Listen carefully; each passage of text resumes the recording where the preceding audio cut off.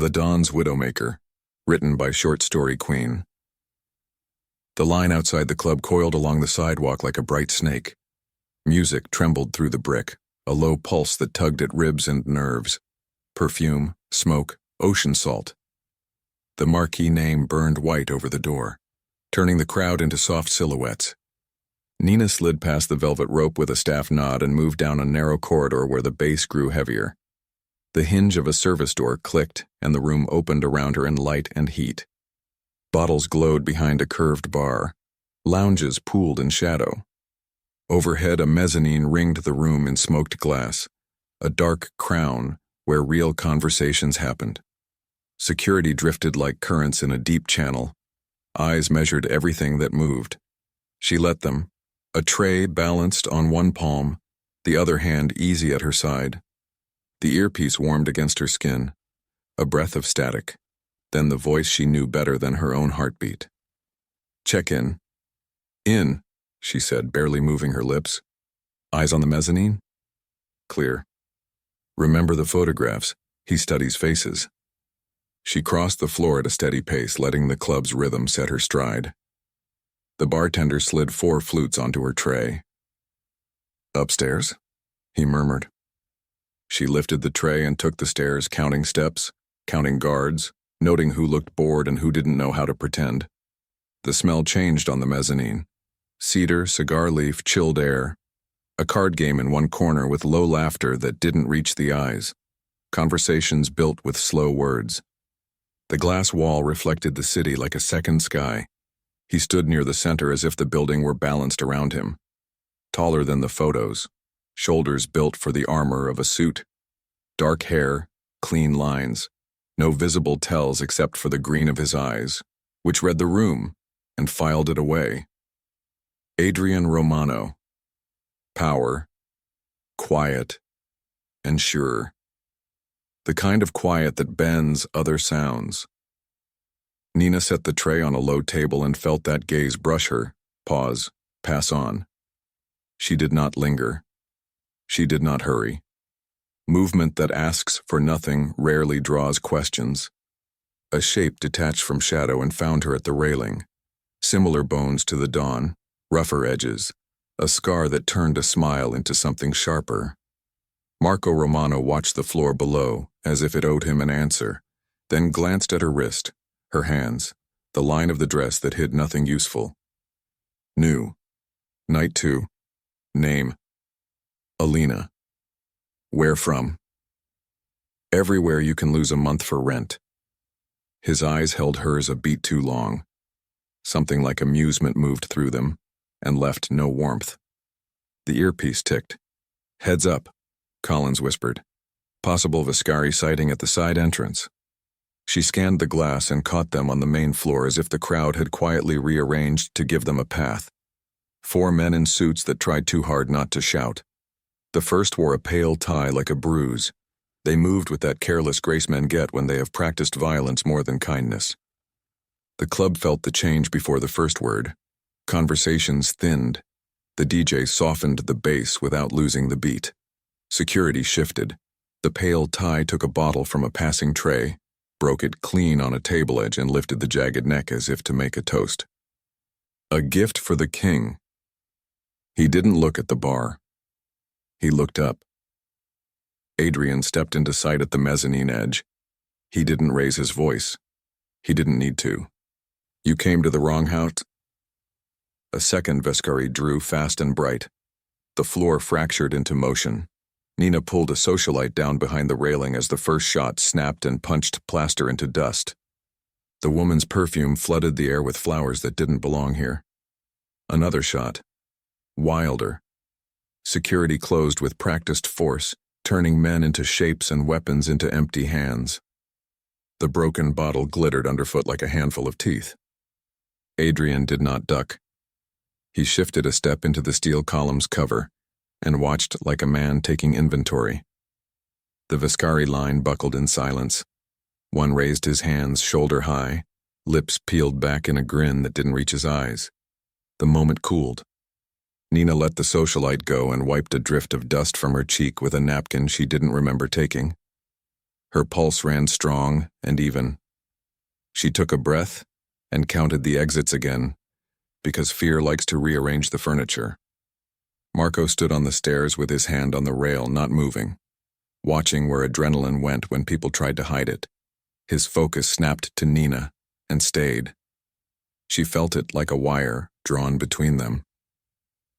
Adrian descended into the room with the calm of a tide. Orders didn't happen in words.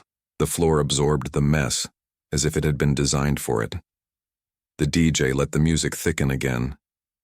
The crowd pretended to forget, and in doing so remembered who owned the night. Marco reached her in 3 smooth steps and stopped close enough for her to smell cedar and gun oil. "You didn't scream. I don't like wasting breath." You pulled her down before the shot. Instinct. Instinct like that comes from somewhere. Bad luck that lasted. He studied her as if waiting for a flinch that would tell him the rest. None arrived. He tipped his head toward the corridor. "Come." They moved through a velvet arch into a quiet hallway lined with black and white photographs. Hands shaking hands. Cars built like promises. Women whose eyes knew the ending before the first scene. A door stood open at the far end. Inside, the private lounge felt like an expensive secret. Low couches, deep carpet, a bar with labels people collected the way other people collected sins. City light drew lines on the floor. Adrian stood near the glass, his jacket lay on a chair. The shoulder holster beneath the crisp shirt looked like it had been made with him in mind. He turned part way, attention settling in a way that made smaller men stand straighter. "Your name?" "Alina." "Not the one you started with." "No." "Where do you take your pay to sleep?" "Where the kitchen is open late." He touched the rim of a cut glass tumbler with one finger, then left it there. "You kept your head." "Running never taught me anything useful." "You looked up when the gun came out." "I look up when thunder starts." Marco shifted, restless energy finding nowhere to go. He drifted a step closer to Adrian's shoulder without meaning to. "What color was the doorman's tie?" Marco asked. "Navy with a thin white stripe." "And the bartender's watch?" "Left wrist, silver face, black strap cracked at the edge." Marco's mouth twitched and he looked away as if the wall had said something rude. Adrian lifted the tumbler, poured water, and took a swallow that seemed to confirm a line of math in his head. "Work the upper floor," he said, "and stay close." She nodded once. Marco opened the door and let her pass. The hallway felt cooler on the way back. When the club swallowed her again, the music settled into her bones like a second pulse. Collins touched her ear. "Report." Provocation neutralized. He didn't blink, security tight. Marco watching everything that breathes. "Can you pull a name on the pale tie?" "Short scar under the jaw, second sun vibe, I'll confirm." "And you?" "Still inside." "You have an out if you want it." "Not yet. We have chatter. Your location might be hot." "How hot?" "Enough to make me annoyed and cautious in equal measure." "Stand by." She let the night run over her like warm water. She poured drinks. She caught reflections in glass. She learned the pace of Adrian's breath when he was thinking, the exact curve of his mouth when a choice passed unseen through the room. She learned the shape of Marco's suspicion, a beast that prowled even when it looked asleep. Adrian reappeared at the mezzanine edge. A woman tried to sit near him and changed course when his hand rose the width of a finger. Power moves like that, she thought. Small gestures, big consequences. "Give me something I can brief," Collins said. Vescari tested the fence. He let the dogs handle it, no fear tells. Marco protective and territorial. Upstairs office locked. Key on Marco. "Can you work the office here?" "Not tonight." "Then pull me a thread." His pattern is calm until it isn't. The room bends when he breathes. That isn't a thread. It is when the storm hits. A runner stepped from the corridor and angled toward Adrian with news he couldn't hide on his face. Adrian looked his way, nodded once, and the runner vanished. The air felt different after that, like the club had changed its mind and hadn't told anyone yet. Marco found her again as if he had been orbiting for the right approach. "Follow." She took one more glance at the rail, the stairs, the glass. Muscle memory doing its rounds. The corridor tasted like cedar, And secrets. Marco paused at the lounge door, listening to something only he could hear, then opened it. Adrian stood by the window. The city threw cold light across his face. He didn't wait for the door to close before he spoke. "Tell me who you talk to when you touch your ear." Silence held, not empty, full. Nina kept her expression the same way she kept a weapon hidden, present, invisible. "Old habit," she said, "keeps my hands busy." "We had a leak," he said. "It sent someone in tonight wearing manners he didn't earn. It knew my timing, my lines of sight, the blind angle on a camera that should have been replaced." Marco's voice came from the side, low and sharp. "We search her." Adrian didn't look away from Nina. "We will." He stepped closer, not crowding, establishing a fact between them that had nothing to do with distance. "It did not tell them you would pull a stranger out of a bullet's way," he said. "It did not tell them you would watch the room like a map you plan to live inside." Her pulse picked up and then leveled. The club's base found it and matched it without asking. She could feel the moment the night tested the seams of her cover. She could also feel the place inside her where anger lived, old and patient and ready to spend itself on the right day. "Who do you talk to when you touch your ear?" "Myself," she said. "So I don't forget who I am when the room thinks it knows." His eyes held hers for an extra beat. Then he nodded. A decision placed on a shelf, to revisit with different light. "Work the rest of the night," he said, "then come back." She left the room with the careful ease of a dancer leaving a stage. Marco fell in beside her, not looking at her. "Try not to stare at doors," he said. "Wolves notice." "I like to know where the hinges are. We like to know who thinks they can use them." The club welcomed her again as if it had forgotten her absence. It hadn't. Nothing important forgot anything here. She posted at the rail, let 2 songs pass, moved drinks to tables where money sat with boredom. She watched the stairs and the head of the corridor and the ghost of both in the glass. She let the night right itself, and then read it in reverse. "Status," Collins asked, breathing. "Compromised." "Not yet. We want you alive more than we want him. I want both. Make it true."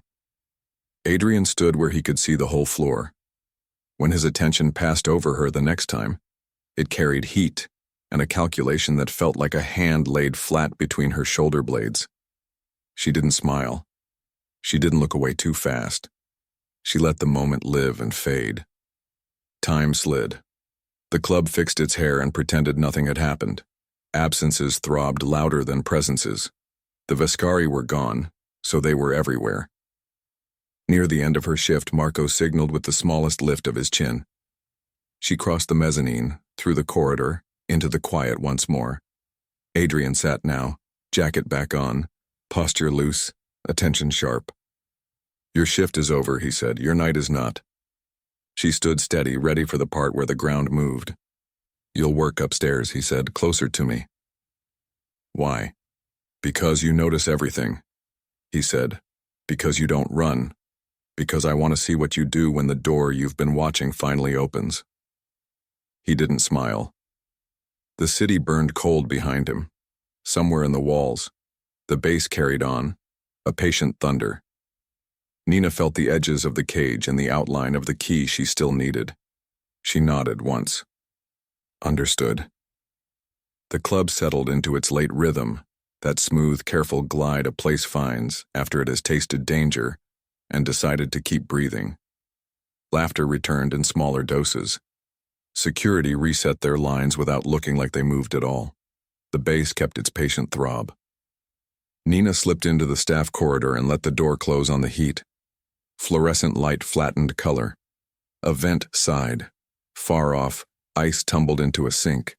She opened her locker and checked what mattered. The lipstick tube still held its hollow. The transmitter sat like a seed in the center of a rose that would never touch a mouth. She closed it again and pressed it to the bottom of the pouch. The earpiece warmed. Collins came through lower than before. Update. Mezzanine calm. He watches the room like numbers. Marco wants to catch a mistake. You've been clocked. Yes. You want out. No. Confirm. I stay. A brief quiet, then short bursts only, no chatter. Assume glass everywhere. Understood. She shut the locker and turned. Marco leaned in the doorway, one shoulder to the jamb, as if he had always been there and the corridor had grown around him. Walk. He led her past the staff lounge, left at a service stair, into a utilities hall where pipes climbed the wall like ribs. A guard waited with a handheld scanner. Marco held out a palm. Earpiece. She set it there. The guard passed the scanner along her hairline, down her neck, across her ribs, slow and impersonal. The device hummed when it met metal. The lipstick in her pouch made her hand feel heavier, though she wasn't holding it. Bag. She handed it over. Marco's search was neat, almost polite. Wallet, compact, lipstick. His thumb paused on the cap. He looked at her once, turned the tube, and twisted. Color rose, a shade no one would wear in this light. He capped it and set it back without comment. Shoes. She stepped out of the heels. The scanner slid along the thin leather, found nothing, moved on. The guard faded back into the wall. Marco returned the earpiece. If I wake up wrong, we do this again. I hope you sleep well. Something like a smile tugged once, then vanished. He turned and the hallway flowed toward the private lounge like a funnel. Adrian stood at the window. The city made a cold grid behind him. A decanter set a slow line of light on the bar. He didn't sit. He didn't offer chairs. He let silence do what it was built to do in a room like this. Tell me everything no one else noticed. She gave him the scene as a list of facts. The angle of the gun, the timing of the second shot, the way fear moved between tables, the runner with a message he couldn't hide on his face, the crowd pretending amnesia. He listened without blinking. Marco stood a step back, discomfort shaped like patience. When she finished, Adrian took a folder from a low credenza and flicked it open with his thumb. She caught the suggestion of an old photograph, the wrong haircut, a familiar streetlight. He didn't show it. He didn't need to. Nina Carver. The room's air changed temperature. Marco straightened without meaning to. Agent? That word landed without weight and still pressed on bone. The folder slid half an inch across glass. You changed your hair, he said. You altered your gait. You lowered your laugh. You stopped wearing rings. He turned a page. You didn't change how you count doors. She kept her breath quiet and even. Marco's attention warmed by degrees, not triumph, not yet. The satisfaction of work nearing a vein. You were good, Adrian said. Cleaner than most. Clean enough to be a ghost in a house that doesn't allow them. He closed the folder with 2 fingers. Why didn't you run? Exits work both ways. It matters who owns the hallway. And who owns it? Tonight you do. He watched the set of her shoulders, the level chin, the way she stood as if she could carry something heavy a long distance. Then he looked at Marco and back again. I should send you to concrete and drains, he said. I should send back what is left as a language everyone downstairs understands. Marco didn't breathe. Adrian's eyes were very green in the city light. But I don't waste pieces, and you are a piece. He crossed the room and stopped close enough for her to see the thin white mark at his wrist. He didn't touch her. He didn't have to. You will live under my roof. You will be presented as mine. You will sit on my left. You will not vanish into alleys or into your bureau. The word bureau carried no humor. It drew a straight line from her to him and pinned it in place. Marco swallowed heat. You're keeping her. I am claiming her, Adrian said, so I can see her, and so others make mistakes. Nina heard the shape of the cage and the view it offered. She measured the cost of breath against the cost of principle. She measured the work still left to do and the grave that would end it. Refusal, she said, and you have none I accept. He let the next silence cut the length of a breath, then ended it. The car will take you before sunrise. Bring nothing you can't afford to lose. He tipped his head toward Marco. Make sure the right eyes see her leave with my guard. Make sure the wrong ones see it, too. Marco nodded, iron in the air. Adrian watched Nina longer than courtesy allowed, as if memorizing the shape of her defiance. You will keep your name, he said, for now. She held her ground, and if I refuse again, you won't. He opened the door himself. The hall's cooler air slid in. Back to the floor, he said, let the cameras learn you. She walked out. Marco fell in beside her. Before the door, he paused. You want a reprieve, he said. Not a life. I know. The club took them back like water over stone. A server set a silver tray at her elbow. Routine resumed. Ritual resumed. The claim settled into place like a ring placed without ceremony. The earpiece rested on her palm for the span of a breath. She fitted it home. Report, Collins said. Compromised identity confirmed, ordered to the house. Extraction now. Negative. Nina. He's claiming me publicly. If I run, we lose the room, the house, the network that feeds the leak. If I stay, we cut closer to the heart. You also die. Possibly. What do you need? Eyes on the house, traffic cams, guard rotations, nothing that blinks. A slow exhale. If anything shifts, breathe into the mic. I don't care who's in the room. Understood. Do not let him learn what you love. I buried it. Bury it deeper. The line went quiet. She let her body do the tasks it knew by muscle. Pour, place, move, look. She studied Adrian's rhythm from the mezzanine rail, the way conversations changed height when he stood near, the small lift of a finger that rerouted a person without public friction. She studied Marco's orbit, the path of a man who wanted to be everywhere at once, and had trained himself to pretend he could be. A runner emerged from the corridor, face too tight, and moved toward Adrian. A single nod, and the runner vanished. The air tasted like a fuse burning behind a wall. Now? Marco said at her shoulder. They walked behind a ribbon of guards to a private elevator. The doors swallowed them with a whisper. The descent felt like falling without moving. The garage opened on cold concrete and the smell of rubber. A black sedan waited, door open like a mouth. Ride with me, Marco said. They slid into leather. The cabin became a hush. The car drifted up the ramp and into a night that seemed to have its own gravity. You could have run, he said, and I picked a door. It picked you. She let the city lights stripe the windows. Gold, then dark, then gold. Streets thinned. Houses grew taller and more private. The car climbed under trees that remembered another decade. The gate pulled back with the ease of something that had practiced. The driveway curved through shadow and glass. The house waited low and wide. More geometry than home, windows like held breath. Guards in suits stepped into their places and became part of the design. Inside smelled of cedar, lemon oil, and quiet. Art watched without comment. A staircase turned once and offered a slice of night through a tall window. The walls absorbed sound like money does. A woman in black appeared with a tablet and a neutral face that belonged to the house alone. She led Nina down a long hall into a guest suite at the far end. The room was spare and expensive.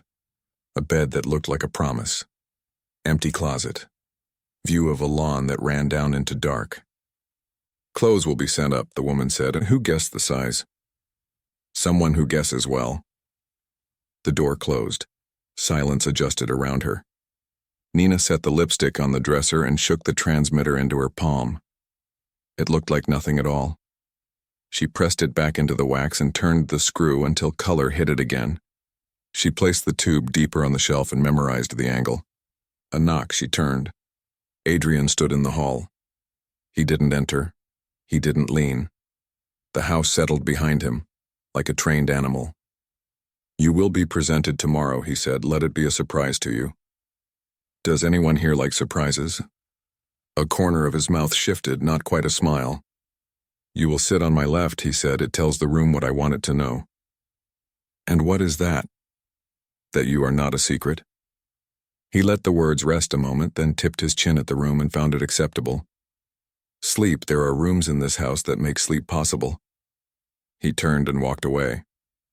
The corridor swallowed the sound of his steps. Silence returned, different now that it had proof he lived inside it. She closed the door and stood still until the house's breathing separated from her own. Shoes off. Lights down. She lay on the bed that felt like a bribe and put her hands flat on the sheet to keep from clenching them. Sleep came in pieces. Left. Returned. When she woke at an hour that belonged to no clock, she crossed to the window. The city glowed beyond the lawn like a sea that wanted everyone. She touched the glass and cooled her palm. The earpiece pulsed. Status, Collins whispered. In. Suite. Guard presence heavy but quiet. House eats sound. Windows wired. Assume yes. Your plan. Sit left. Learn names. Learn routes. Watch for the leak's shadow. Your heart. Buried. Bury it again. The line went quiet. She returned to the bed and lay back, eyes open to the ceiling's clean white. She placed memory where it needed to go to keep her steady. She placed the badge beside it, lighter than it used to be. She put Adrian's voice by the door, not closer. She told her pulse to ignore the house and keep its own time. Gray found the edges of the window. The room shifted from night to another kind of night. Somewhere a kettle clicked. Somewhere a guard cleared a throat and forgot the sound would carry. She stood, stretched her hands once to keep them steady, and faced the day that would begin with a claim she never asked for and a seat no one could mistake. Morning found the house already awake. Light climbed the long windows and turned the floors into pale water. Somewhere, a machine hissed and clicked, the small sounds of a place that ran on routines no one needed to announce. Nina showered, dressed from the clothes that had appeared in the closet overnight, and watched how the fabric tried to teach her a role. Tailored black, clean lines, the kind of dress that looked like it came with rules. She stood barefoot at the window for a minute and mapped what the glass offered. A sweep of lawn, a gravel drive, a gate framed by trees older than the roofline, guard posts tucked where landscaping could hide them without lying, cameras small enough to forget and too smart to let you. She looked for the places where a shadow lasted a second longer than it should. The house had those, but not many. A knock came like a polite fact. The woman in black from the night before stepped in just far enough to leave a tray on a console. Coffee and fresh fruit, a folded napkin, a note made with a thin hand. Downstairs, left glass room. Nina drank half the coffee standing at the console, then followed the directions. The corridor held its quiet. The staircase turned once at a landing where the window cut the morning into rectangles. A guard at the far end of the hall glanced and looked away, not because she did not matter, but because he had been told how to place her in the picture. The glass room opened on the east lawn. The table was small enough to force closeness without calling it that. Adrian sat at one end with a newspaper folded into neat columns beside his plate. The paper looked almost antique in his hands. He didn't gesture. The seat to his left was obvious, and its emptiness carried its own message. She sat. Staff moved in a quiet line she could have missed if she had wanted to. Pastries appeared.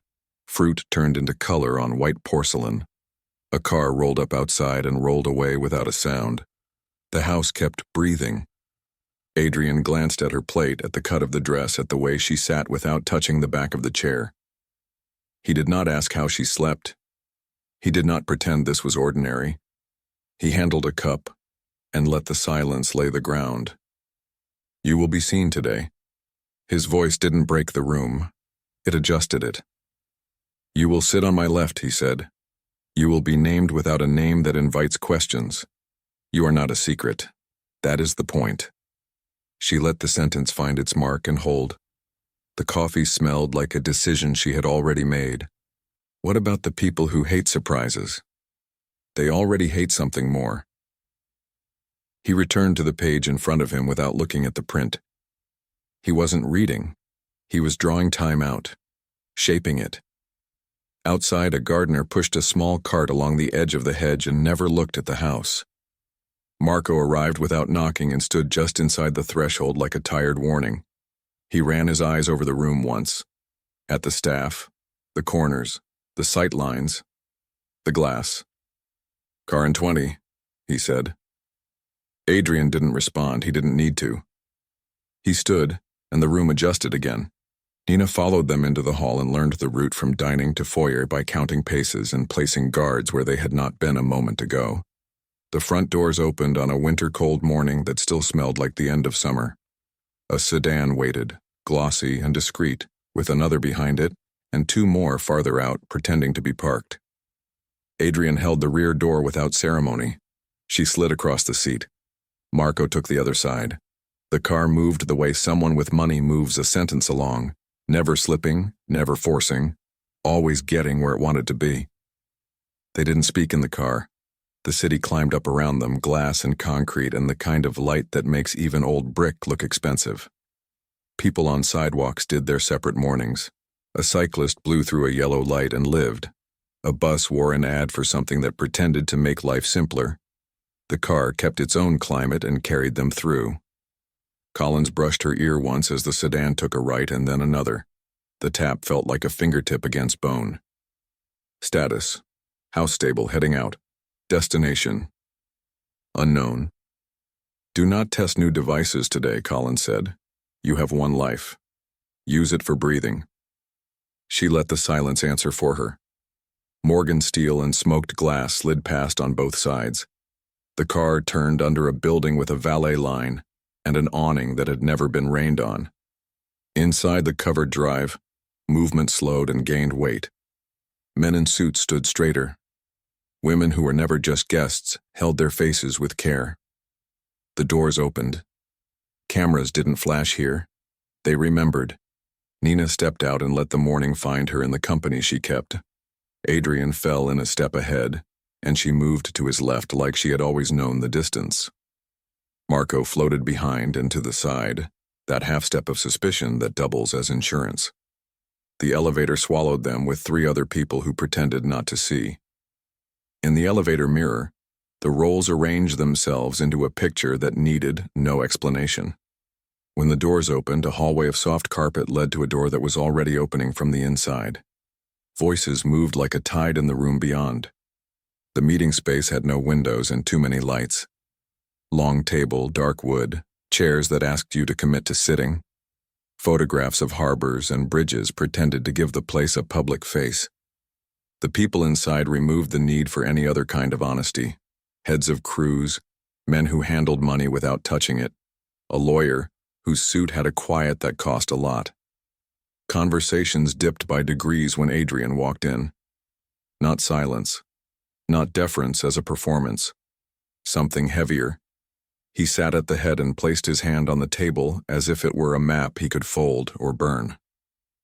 Nina took the chair to his left and felt the weight shift through the room the way it does when a new planet joins an old orbit. No one asked her name. That silence made a shape. It also made a statement that would travel faster than anything else they said. Adrian listened to updates without looking like he cared to. Shipments, numbers, a rumor about a harbor fee going soft for some and hard for others. He let the talk circle until it began to eat its own tail, then cut it with a glance. Nina watched the way heads turned, the way hands moved near phones that never left pockets, the way impatience lives in the right heel of a man who wants bad news to either get better or get louder. She watched Marco's attention stick to certain faces and skip others. She placed those faces against a mental list that had grown longer over the past month and hid itself behind a dozen harmless details. A runner brought a sealed envelope to the sideboard and waited. Marco slid it with a key and set it beside Adrian without touching it again. The paper inside had the wrong smell for a hotel and the right smell for a warehouse. Adrian read, not long, then placed it in front of Nina without looking at her. She saw a terse line about a delivery route bumped west by construction that didn't exist. The signature at the bottom tried to look like a man who used to work in a state office. It hid its tremor badly. She read it twice and placed it back like she had never seen it. A thin man with a perfect tie cleared his throat a fraction. He looked at the envelope as if it had brought a ghost. A broader man, 2 chairs down, offered a number that didn't match last week, and hoped no one would notice. The lawyer's face didn't move at all. Adrian didn't ask for opinions, he didn't ask for votes. He said one word, low enough for the table to lean toward it, and the word was a location. The decision went out through 3 different people, in 3 different ways, as if it had always been a fact and not a choice. Nina let her gaze drift once along the wall where a framed photograph of a bridge hung slightly wrong. The air near that end of the room felt colder. She stored that for later. The room began to relax the way a body does, when it thinks the pain will dull. It never dulls. It settles in the spine and waits. Adrian rose and the chairs followed. He let his hand rest on the back of hers for the length of a breath. Not a touch that asked for anything. Just a confirmation that she belonged exactly where he had placed her. She stood. The door opened. The hallway absorbed their shapes and diluted them back into the building. In the elevator again, their reflections aligned. Marco looked at her in the mirror and looked away, not fast enough to hide what lived there. Not surprise, not admiration. A calculation he hadn't finished. The ride back to the house felt shorter. The city had shifted an inch and hoped no one would notice. At the gate, the guards were new faces with the same posture. The front door opened again on clean light and wood. Somewhere a radio in a distant room caught a melody and let it go. In her suite, new clothes waited in the closet. A dress hung alone, soft black with a neckline that would play well on camera, even if no cameras were invited. A small box on the dresser held a thin chain and a pendant that caught light without flaunting it. The note beneath it had no name. Wear this. The earpiece warmed as she closed the closet. We picked you up, Colin said. Hotel tower, level 5. 3 with you in the elevator. We have no sound. Meeting on logistics, she said, nothing that breaks a city. And the envelope. Route change that smells wrong, he pinned it, he's moving something we don't see. Do not touch the wrong thing today, Colin said. Surveillance at the house is thin. Street cams only. Guard rotations suggest kitchen door exits on the half hour. Lights dim second floor hallway at midnight for a 10-minute window. Unknown pattern or test, document if you can. She watched the hallway through the angle of the mirror and memorized the guard's shadow under her door as it moved past. Presented tonight, she said. We saw the chain delivery, Colin said. Wear it. Let the cameras pretend to like you. Keep the lipstick. Do not plant it. We need your voice more than we need their air. I hear you. Nina. She waited. Do not pull us into a room with him, Colin said. If he catches us through you, the ground ends. The line went quiet. The house kept its own pace. Late afternoon turned the windows into a gray that showed the trees as cutouts and the lawn as a sheet. Staff moved in pairs, carrying boxes that turned into flowers and bottles and small gold things that would stand for decoration and read as power. The long dining room woke. The shorter glass room reset. A cluster of cars arrived in the side drive and then left empty. Seats were placed, moved, placed again. The house breathed in, as if bracing for a photo no one would take. She dressed and watched the mirror refuse to make her someone else. The chain lay cool against her skin. The dress did what dresses do when they are chosen to send a message. The shoes taught the floor how to sound when she walked. She put the earpiece in place and slipped the lipstick into a pocket sewn so cleanly she had to feel for it twice. She stood for a second and told her back to stop straightening on reflex. The invitation to come down arrived as a quiet knock. The woman in black led her along the hall, down the stairs, through a small sitting room that would smell like citrus for hours.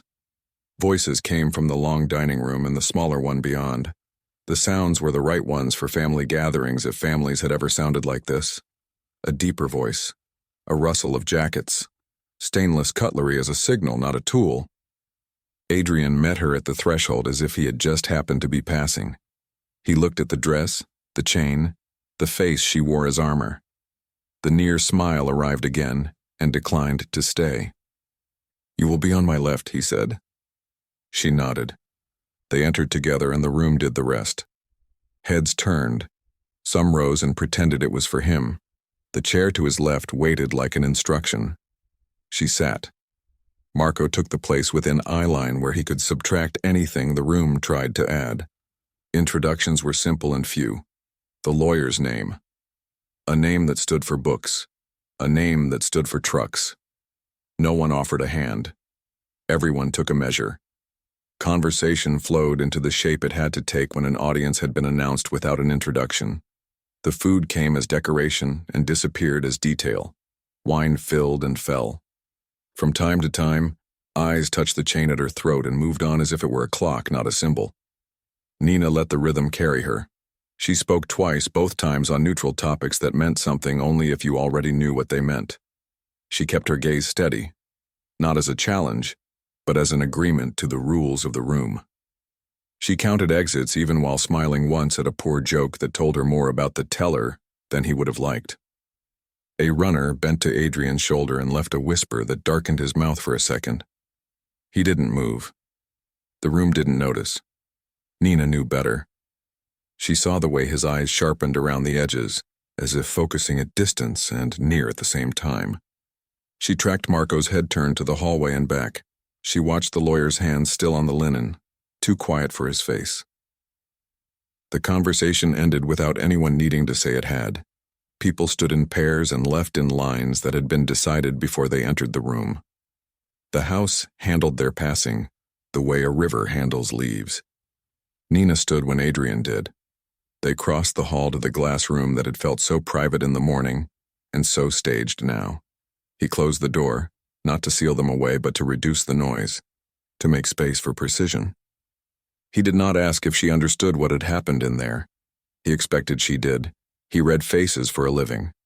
He knew she did, or she would be in a different room by now with a different view. "You will need a car," he said. "It will not be yours." She recognized the gift in that. She also recognized the chain disguised as courtesy.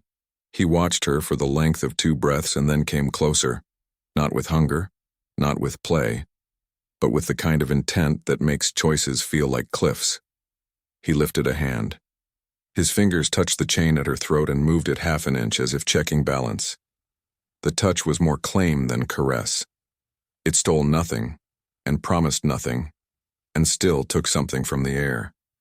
"You understand why this worked," he said. She kept her voice even. "Because people tell you more when they think you are already listening. And because they reveal themselves to someone they think is decoration." He stepped back.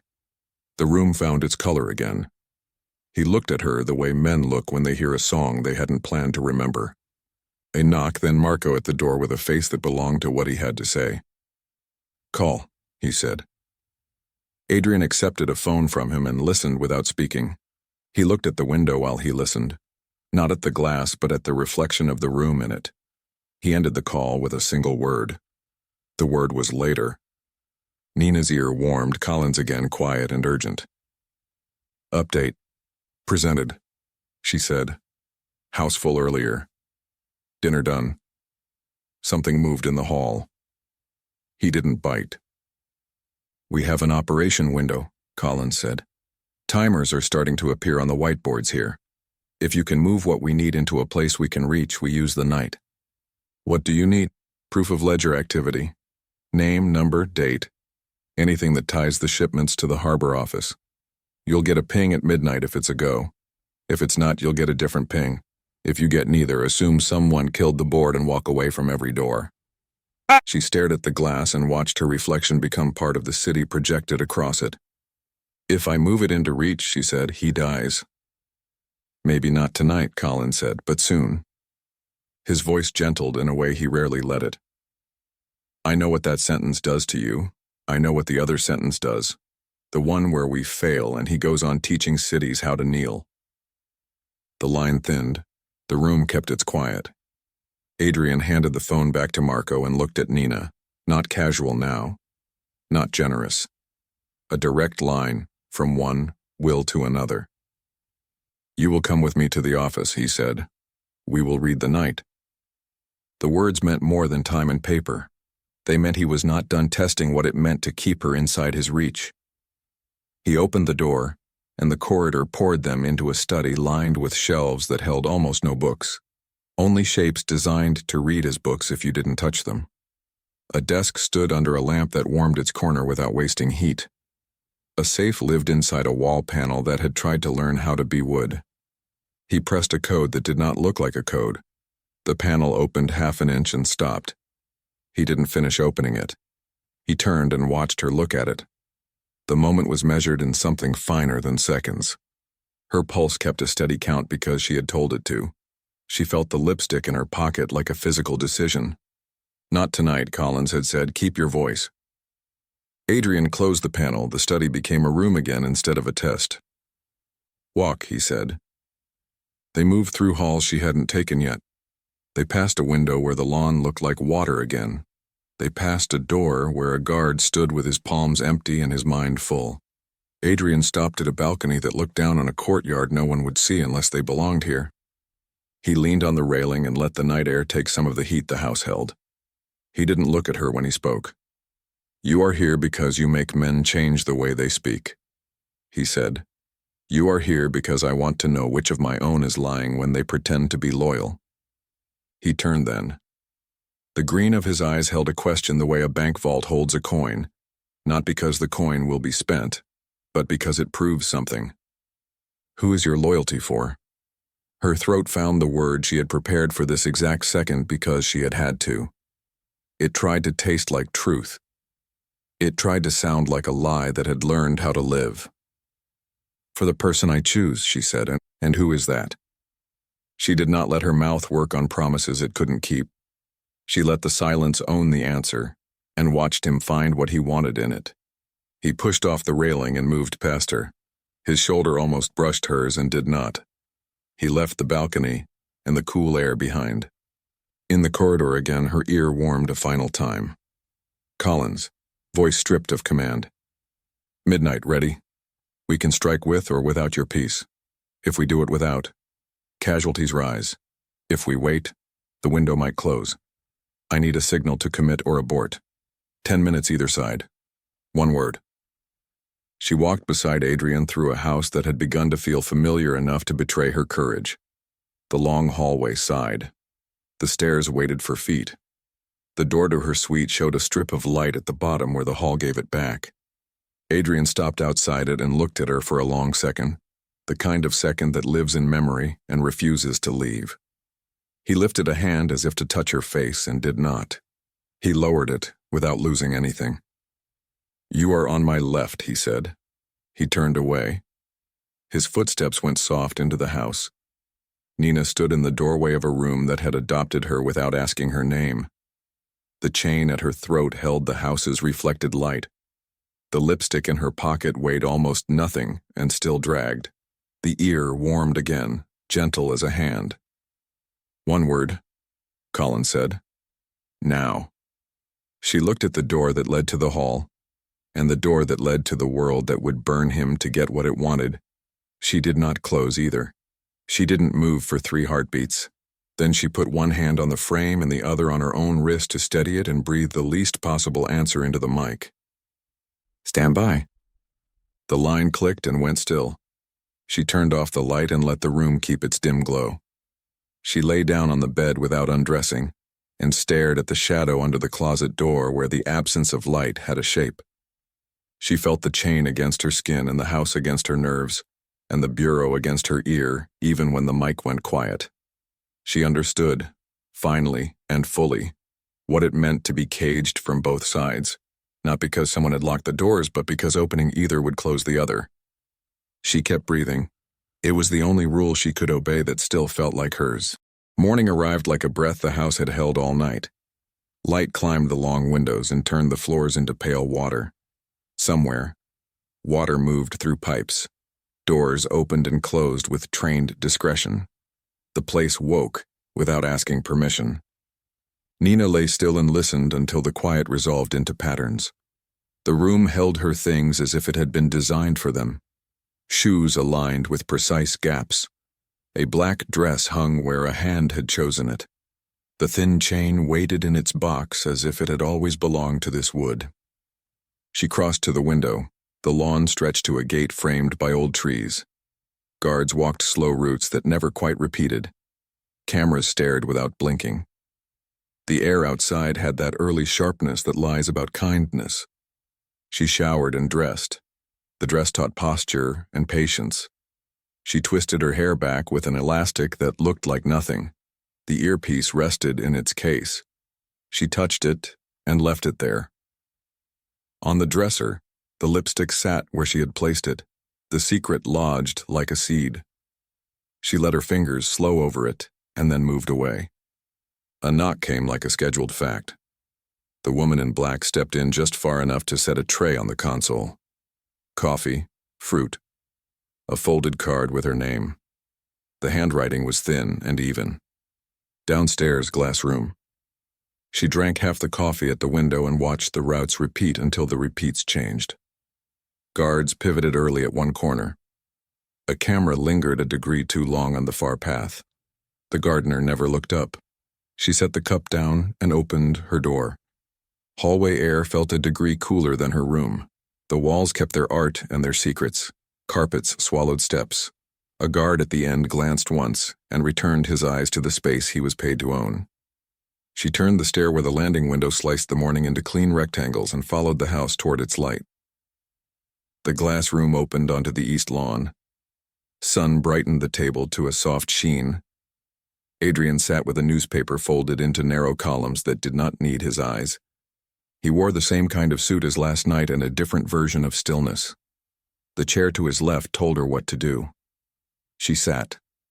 Staff moved behind glass, hands efficient, faces careful to belong to no side but the house's. He poured water he did not drink. His gaze passed over her plate, the dress, the way she held the chair with her spine, and not her hands. You will be seen today. The sentence adjusted the room rather than cutting it. She lifted a piece of fruit with the quiet of someone who knew food was more than food in houses like this. You will sit on my left, there will be no introduction. She nodded once and understood. Some will look away, some will look too long. Note both. He shifted the paper and set it aside unread. Outside, a cart rattled along the hedge. Birds worked at the lawn like tiny professionals. Marco appeared in the doorway and leaned a shoulder into the frame as if he had always been there. He measured the room, found the angles, and then looked at her face the way a man checks if a door has a lock he missed. Car in 20. Adrian stood. She stood. The tray disappeared as if it had always been empty. In the foyer, air pooled under the high ceiling. A chandelier held its fire without showing it. The front doors opened without drama. Outside, a quiet line of cars pretended to be parked. The sedan's door opened to her hand. She slid across leather that smelled like the kind of cleanliness that costs money. Marco took the other side. Adrian entered last and settled into stillness that made the cabin feel smaller. They drove through a city that changed faces block by block. Glass ran into brick. Old signs faced new cranes. People walked their mornings with their eyes already elsewhere. Nina watched light slip along buildings and felt the car create its own weather. She let the movement teach her breath a steady pace. A pulse warmed her ear. Collins kept his voice low enough to live only in bone. Status. In transit, house calm. Destination. Unknown. Short transmissions only. Assume mirrors. She breathed once in answer and let the line cool. The car dipped under an awning that had never met a storm. Valets moved like footnotes. A camera stared from a recess above the doors and refused to blink. The elevator doors opened onto carpet that absorbed footsteps and nerves. The meeting room had no windows and too much light. A long table spread like a stage for patience and knives. Photographs on the walls pretended this was a place for public decisions. The faces in the chairs proved it wasn't. Heads turned by degrees when Adrian entered. Not ceremony, gravity. He took the head. She took his left. The room adjusted to the new weight. Names went unsaid. Updates arrived wrapped in neutral words. Numbers hovered under harmless sentences. A fee moved here, a delay over there, a rumor about a harbor office that had learned when to pick up the phone and when to let it ring. Adrian listened until talking began to eat itself. Then he let his gaze slice a thread. Conversation shortened. A runner placed a sealed envelope on the sideboard and left the way he came. Marco slid it with a small key and placed it beside Adrian. Paper rustled. Adrian read and set the sheet in front of Nina, as if it were nothing at all. She read without moving her mouth. A detour west labeled as construction that had never been approved. A signature that imitated a man who might once have worked in a state office. The ink too dark. The seal's edge too clean.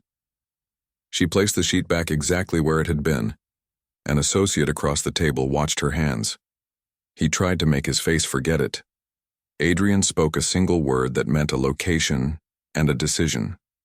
No one disagreed. 3 people nodded, as if they had planned to say the same word. The room exhaled in a way that said it understood who had decided it would breathe. Chairs slid back with a sound like fabric. They walked the hall. The elevator gave them back their reflections. Marco looked at her in the mirror and looked away, calculation unfinished.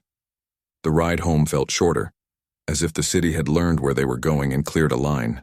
The gate opened with a patience that proved how often it did so. The foyer welcomed them without warmth. Staff shifted the house from morning to later morning with small acts no one named. Nina took the long way back to her rooms and learned how the air changed from hall to hall. Warm along the south corridor. Cooler near the inner courtyard. She paused at a window and studied the blind corners and the angles that would matter if someone ever had to move fast and unseen. She did not touch the panel that wasn't a panel in the study. She let the house teach her what it wanted to hide. Marco watched her do that from the end of the hall and waited until she turned away before he spoke. "You like doors?" They answer questions, and most doors only ask them. They do both. He stepped close enough for the distance to mean something. "What do you want out of this house?" "Breakfast and a way to pay for dinner." Liar. She did not give the word a place to settle. "Lunch," he said. "West room.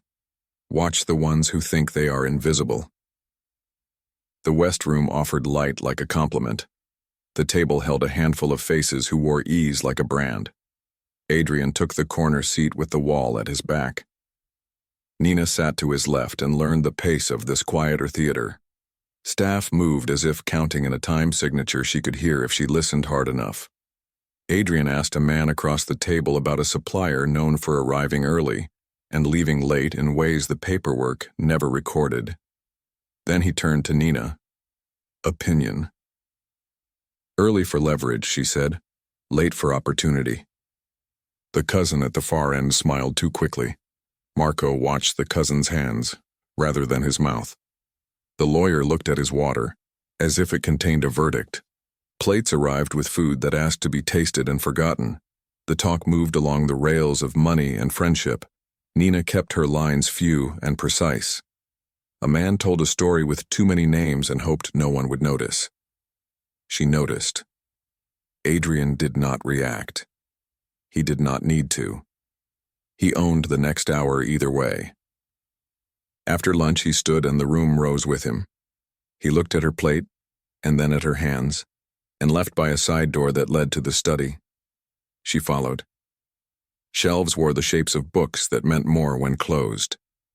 The panel behind the wood tried to be a wall. He did not look at it. He didn't need to, for it to exist in the conversation. "You draw conclusions quickly," he said, "and it keeps me from drowning in detail. And if you are wrong, I know how to walk back." He moved closer. The green in his eyes held a question without asking it. He reached up and moved a strand of hair behind her ear with careful fingers. The touch was not tenderness. It was knowledge taking inventory. "You are here because you make men reveal themselves." She kept her breath steady. "And because you want to know who lies." "That too." The earpiece warmed. Collins waited in her bones. "Blueprints," he whispered, "ledgers, anything you can move without bleeding." Listening. Pressure rising. Understood. Adrian turned away and lifted a file for the pleasure of dismissing it. He set it down unopened. Dinner will be louder. You will sit where they can see the chain. She touched the pendant as if confirming its weight. What will they see? That I chose. He walked out into the corridor. She followed, noticing how the house borrowed his confidence and gave it back as obedience. A guard at a door straightened without being looked at. 2 staff matched their pace to his shadow. They paused at the balcony over the inner courtyard. Below, a delivery came off a truck with competent hands. Boxes moved. Men checked lists. Marco waited with a clipboard and an expression that made clerks hope to become better people. He looked up and then back down. He did not need a conversation to run one. Paper matches boxes, he called up.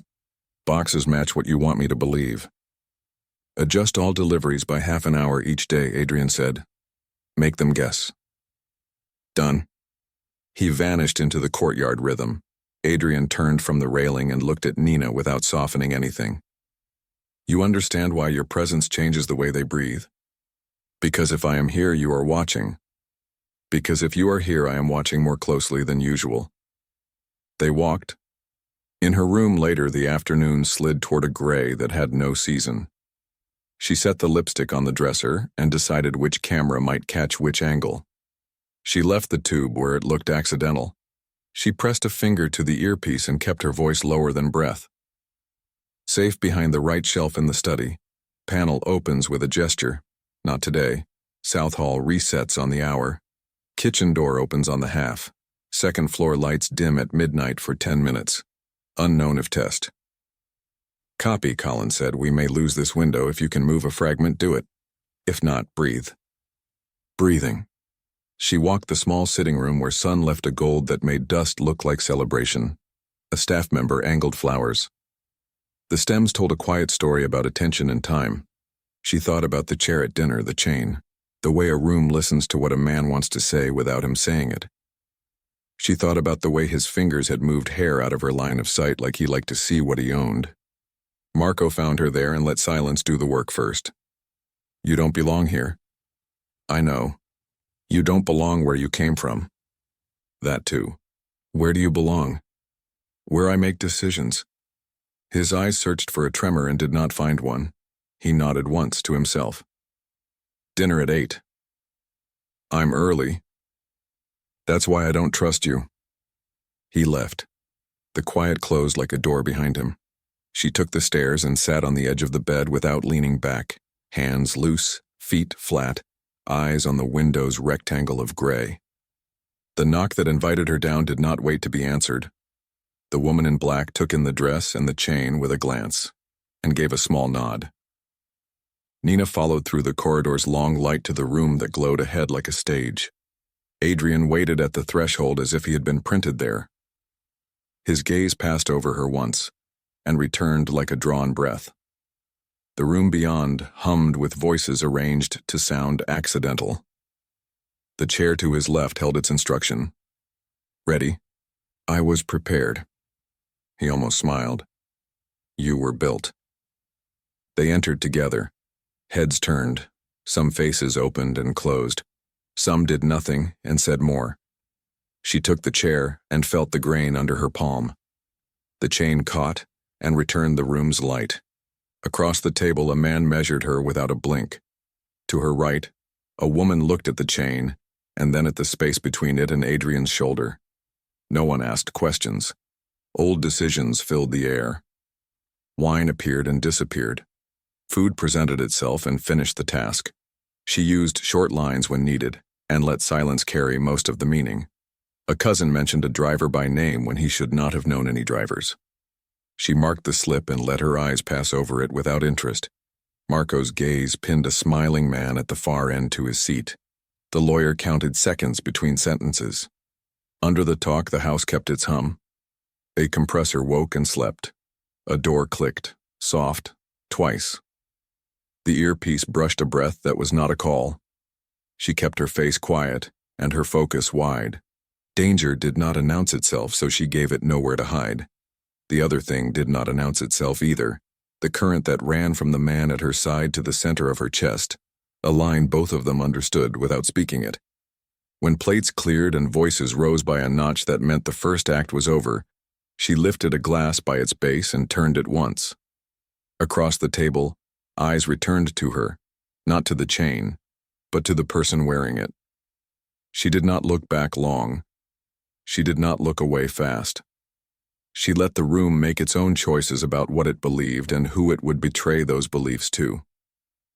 Part 1 ended where the house wanted the night to begin, with everyone in their places and no one safe. Dinner unfolded with the polished ease of a ritual learned by heart. The room glowed warm, Crystal breathed quietly, and every voice carried a second meaning. Nina kept her spine straight and her gaze loose, letting details filter up instead of staring them down.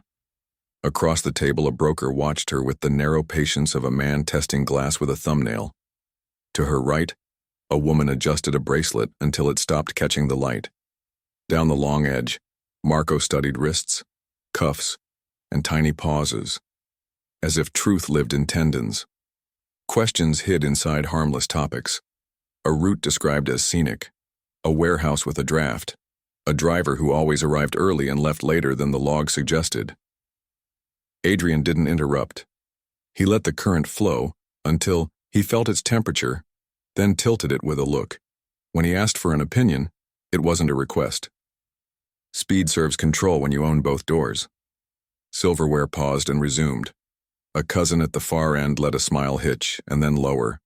The lawyer tracked condensation down a glass like a judge watching a deadline. Someone tried humor about the gold at her throat. She turned her glass a fraction. Rumor and metal weigh the same if you carry them long. The humor folded itself away. For a few heartbeats, the room held its breath. Santo, who never trusted quiet, shifted half out of his chair when a district name brushed an old bruise. He caught himself when Adrian didn't look at him. The chair's legs whispered back into place. Nina's fingers rested at the table's edge when the moment tipped. Adrian's hand brushed her wrist and moved it inland by an inch, the sort of correction that avoided the path of a falling glass or a thoughtless elbow. It was protective without being gentle. He didn't look at her. He was busy not looking at anyone else. Courses changed without seams. Talk skipped from donations to loading docks and back, pretending nothing had happened while acknowledging everything had. Twice, she saw the same man glance toward the hallway where runners appeared with notes. Twice his attention slid away when Adrian exhaled. When plates cleared and dessert turned into decoration, he rose. The room lifted with him. He didn't go far, only along the long side, stopping where a few sentences could fix someone's week. He returned to her chair like gravity walking home. Walk. The corridor received them the way a well-trained dog receives its owner, quiet and eager. Staff adjusted flowers and angles as if flattery could keep knives dull. He led her past the study, past the salon that pretended to be lived in, to a small room with a piano. No one had played tonight. Windows framed the lawn, black and flat as water. He closed the door and let stillness collect. You cut pressure at the table. You brought a blade. He stepped closer until scent and heat were information instead of distraction. The chain lay cool against her skin. He touched the pendant with 2 fingers and shifted it a breath, like checking a compass point. What do you want? Fewer funerals. For yourself? For anyone who can still be saved? He watched her eyes as if he could hear pulse in them. For a moment he looked as though he might touch her throat. The hand stayed on the chain, not a caress, a measurement. He let the moment go before it demanded a name. 2 men lied most, he said. Name them. The cousin who laughs to be liked. The man with the lapel pin who pretends to be small. Why? One lies to enter the room, the other to stay. He absorbed it as if it matched a suspicion he'd grown himself. He didn't praise. He opened the door and set the house back in motion. She took a brief detour into a small powder room, rinsed her hands, and met her own face. The mirror showed a woman wearing decisions. She checked the ceiling corner for a lens, found none. and still kept her shoulders square. The earpiece warmed. Status. Pressure at dinner. He tested, he guarded a moment. Ledger access. Not yet. Midnight window still predicted. Second floor lights dim for 10 minutes. Could be a check, could be bait. Noted. You can walk by, do not open without breath to spare. I hear you. The door opened on silence. Marco waited across the hall, head tilted the way a dog listens to a sound inside a wall. He watched her leave the sink and let his eyes make one slow pass from the pendant to her hands. You map quickly. The house tells anyone patient enough to listen. What is it hiding? That it fears failing him. His mouth flattened as if he'd found a truth he didn't want to keep. You're wired. No. Good, wires keep people alive until they don't. He turned toward the service wing. She followed far enough to see how kitchens breathe when they think they're unwatched. A dishwasher timed a smoke break to the cycle. A baker pointed with a knife without meaning to. A guard walked through the heat without touching anything, listening for the wrong clink. Every room in the house had learned a different rhythm. She kept them. Office.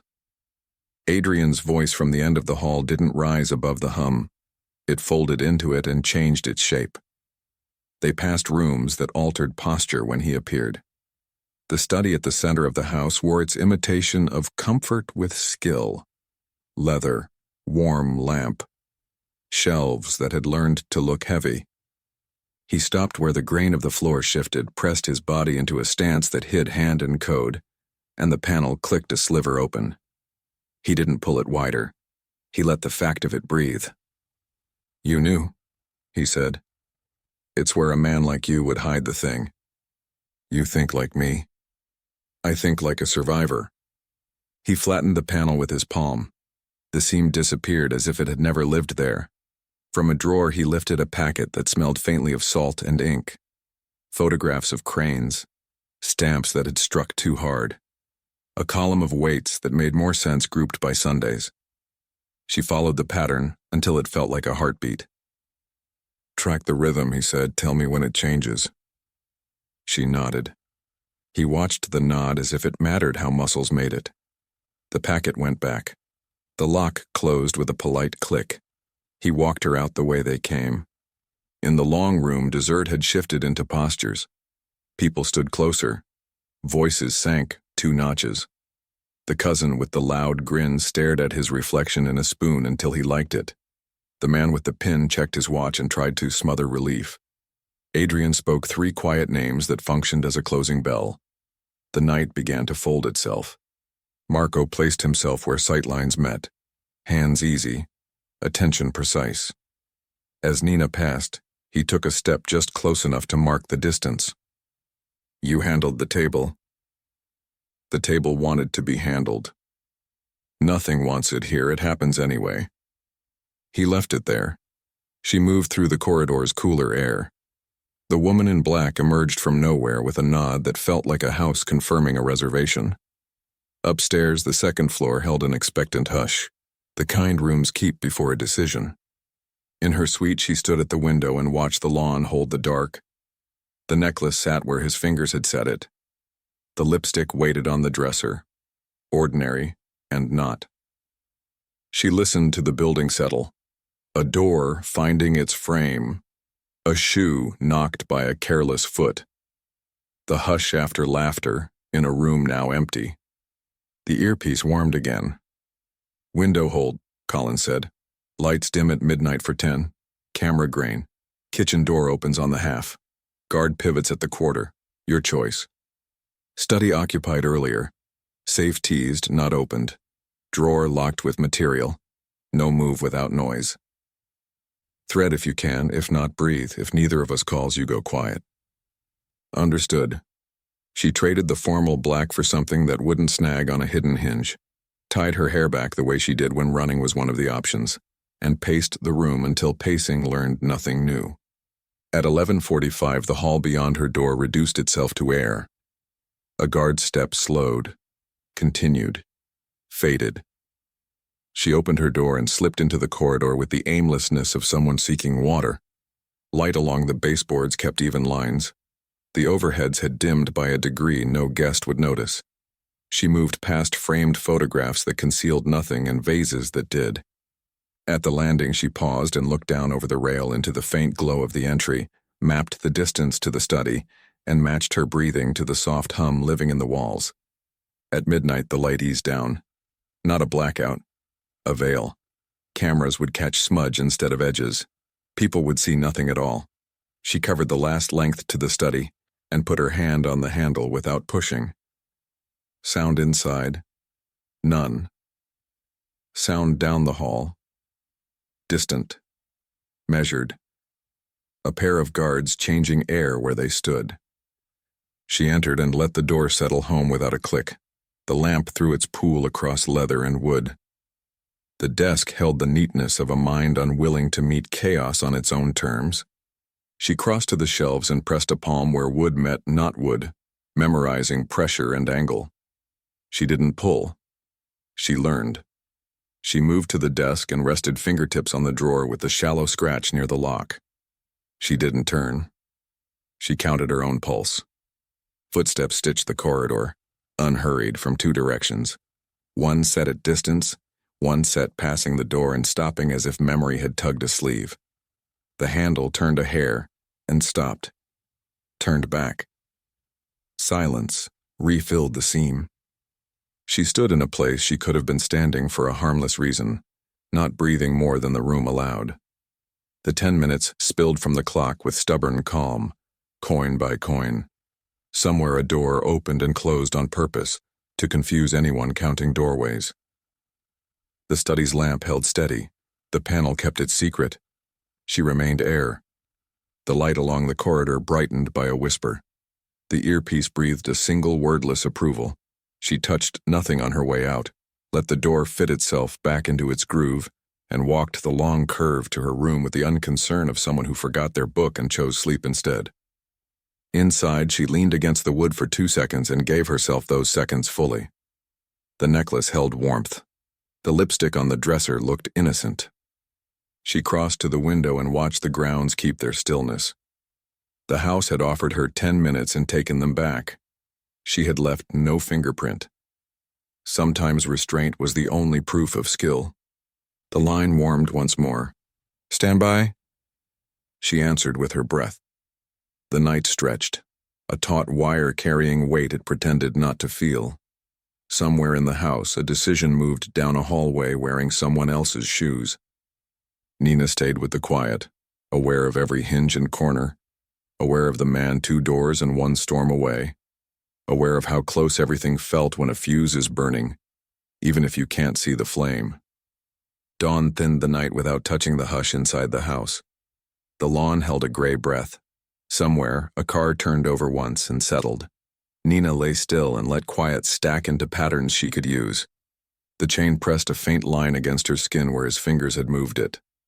The lipstick on the dresser looked innocent in the early light, an ordinary shape that could end lives if the wrong person turned the cap too far. The earpiece warmed like a pulse. "Window closed," Collins whispered. "We stood down. Hold position." "Noted." "Any trace left?" "No." "Next window unknown. Keep your map fresh." She slid the device deep into the curl of her ear and set her breath to something that would not betray her. Then she showered, dressed in the black the closet chose, and opened the door to the hall's quieter air. The glass room waited with pale light. Coffee steamed. The table had been reset to look unplanned. Adrian sat with a newspaper he did not read. The garden beyond the windows made a winter face and refused to give anything away. She took her place at his left. He poured water he didn't drink. "You walked late." "I learned the turns." He studied the lawn and the glass.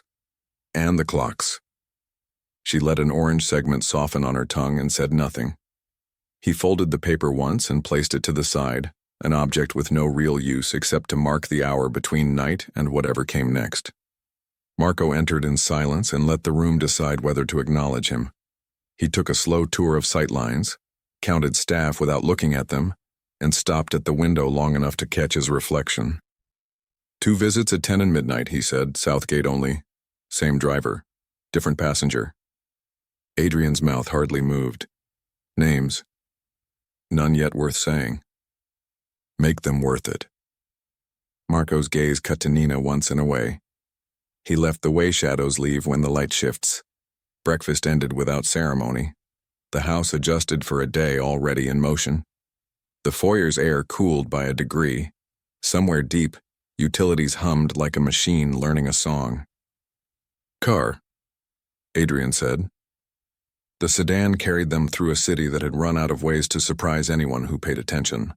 She watched cranes rewriting sky, street vendors lifting shutters, a boy on a scooter racing a bus and winning for one block. Inside the car, stillness did what it was supposed to do. Make you forget you were moving. No one spoke. When the car eased into a private garage and an elevator opened onto a floor with floors inside it, she followed Adrian through a hallway that smelled like fresh paint and money. A storage space on the end held no dust at all. Men with clipboards became careful. A foreman tried to smile and misplaced it. Adrian let silence do most of the work. Nina walked the length of the room, counting boxes by breath, noting how plastic wrap had been cut and rewrapped on one pallet, how a corner label had been lifted and set down again crooked, how a door hinge held a new scratch that tried to look old. She ran a finger a millimeter over the scratch without touching it, and chose not to look at the camera high on the beam. Back in the elevator, Adrian waited until the doors closed. Pattern. Sunday loads when no one looks, label swaps on the third column right. Someone sees the room as a picture, not as inventory. Meaning, they cheat in ways they think are beautiful, it's almost art. He did not smile. The car learned their weight again and returned them to the house. By late morning, the corridors had shed the last of last night. Staff moved with a pace that admitted urgency without inviting panic. A crate appeared near a back door, and then disappeared, as if someone had thought better of leaving evidence in corners. Marco met Nina at her suite with a black box in his hand and a guard behind him with the patience of a man who has trained himself to see nothing until told to. Random check. Of course. Earpiece. She placed it in his palm. The guard ran the scanner along hairline and collarbone, humming where fabric hit a zipper, falling quiet where skin met air. A small green diode blinked its approval. Marco handed the device back without comment. Bag. He emptied it neatly. Wallet. Compact. Lipstick. He picked up the tube with 2 fingers, turned it like a coin, and twisted. A slope of color rose. He twisted again, watched the core lift, checked the seam with his nail, and glanced up once to see if her face moved. It didn't. He capped it, placed it on the dresser in a slightly different angle than before, and stepped back. Room is clear. The guard left. Marco didn't. He studied the window, then the door, then the line the chain made on her skin. You learn quickly. I forget slowly. That will be tested. It already is. He nodded as if he heard an echo only he could hear, and left her to breathe in a room that had been searched and pronounced acceptable. A room that would betray her the moment it decided to. The day slid forward. The West Room filled with a lunch that looked private and was not. Adrian used her like a scalpel, asking a question on one topic to close a vein on another. She answered in short lines that did not announce themselves. A lapel pin trembled. A cousin laughed too loud twice. The lawyer's eyes sharpened when she identified a falsified invoice by the way the number liked its own symmetry too much. After the house absorbed them again, Adrian led her to the study with the lamp that warmed the corner without ever appearing to burn. He did not touch the panel. He placed a fresh folder on the desk and let her read, because watching her read was still the most useful thing he could do. Photos of a dock crane at noon. A note about a sudden inspection postponed for weather that had not existed. A short list of names with initials, 2 of which matched signatures she had seen on the detour notice the night before. The rhythm of Sundays pulsed under the ink again. He leaned a hip against the desk and looked at the window instead of at her.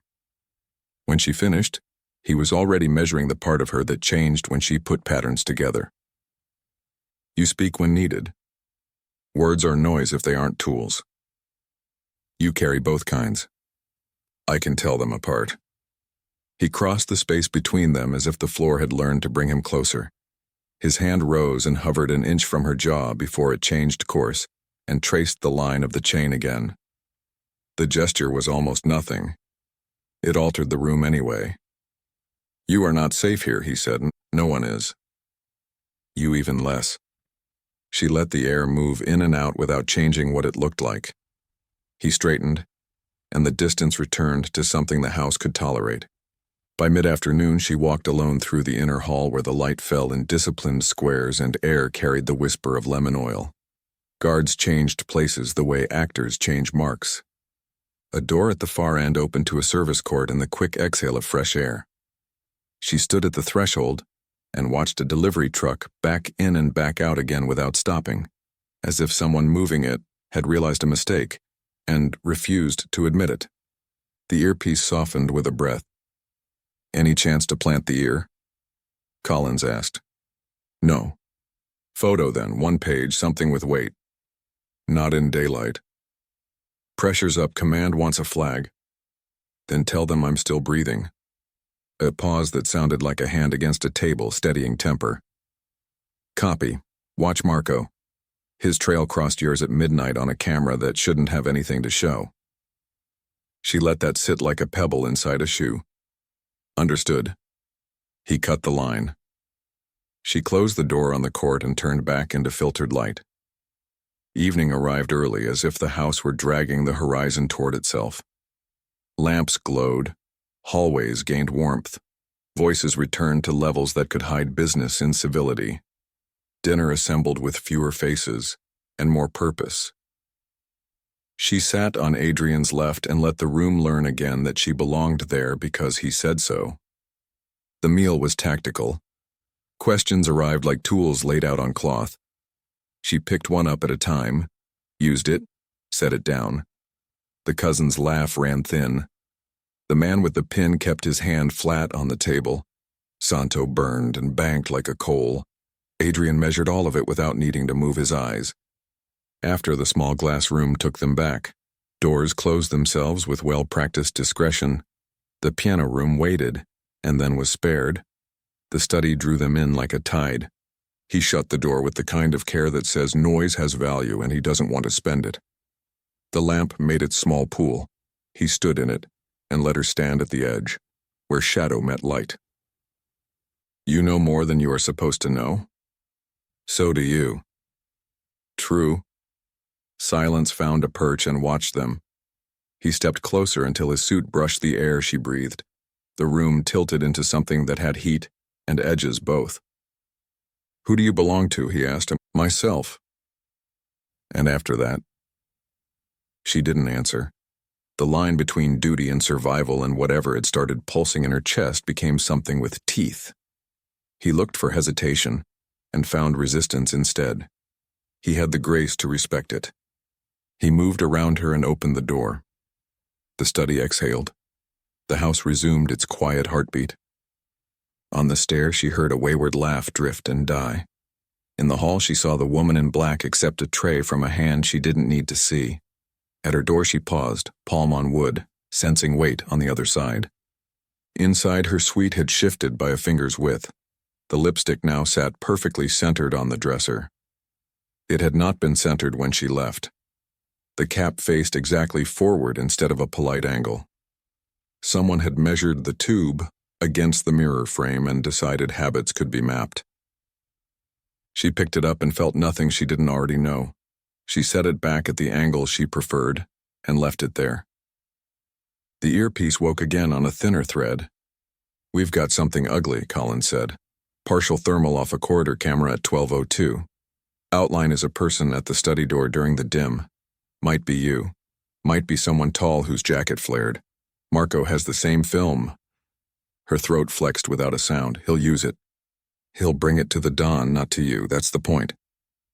What do you want me to do? Breathe. If confronted, give nothing except what keeps your heart beating. Copy. She killed the line and stood still until stillness told her nothing else. Then she left the room and walked the corridor toward the balcony that looked onto the inner court, because moving in patterns you choose is sometimes the only power you get. She reached the rail and rested her hands lightly as if she were only looking for air. Below, a car idled. Marco stepped out of the shadows into the courtyard's glow with a thin folder under his arm. He didn't look up. He didn't need to. She watched him cross toward the interior hall with the posture of a man who respects the weight of the thing he's carrying and the danger of delivering it to the wrong place. By the time she turned, he had reached the study door and vanished inside. The house held its breath the way it does when storms roll over roofs. She walked in the opposite direction, down the long spine of the second floor, letting carpet forgive her footfalls, letting her face carry the calm a house likes to see on its preferred guests. Minutes learned how to stretch. She reached the landing window and watched nothing happen in a way that meant everything was happening somewhere else. A guard downstairs touched his cuff and shook his head once. The woman in black went by with an empty tray as if she had already delivered the line no one would quote. When she returned to her door, another knock arrived almost on the same breath. The house didn't give her time to rehearse. Marco stood in the hall with the same thin folder tucked under his arm and a look that had polished itself to a shine so it wouldn't show heat. Office. She followed him through the corridor that had started to feel like a decision each time she walked it. The study's lamp already burned. The air had the tautness of a held note. Adrian stood at the desk with one hand on the corner and one eye on the window's black glass. He did not sit. He did not invite her to.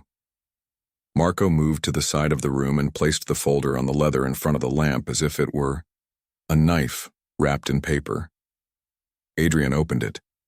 Inside, two still frames from a grainy camera, each a foggy ghost of a corridor during the dim.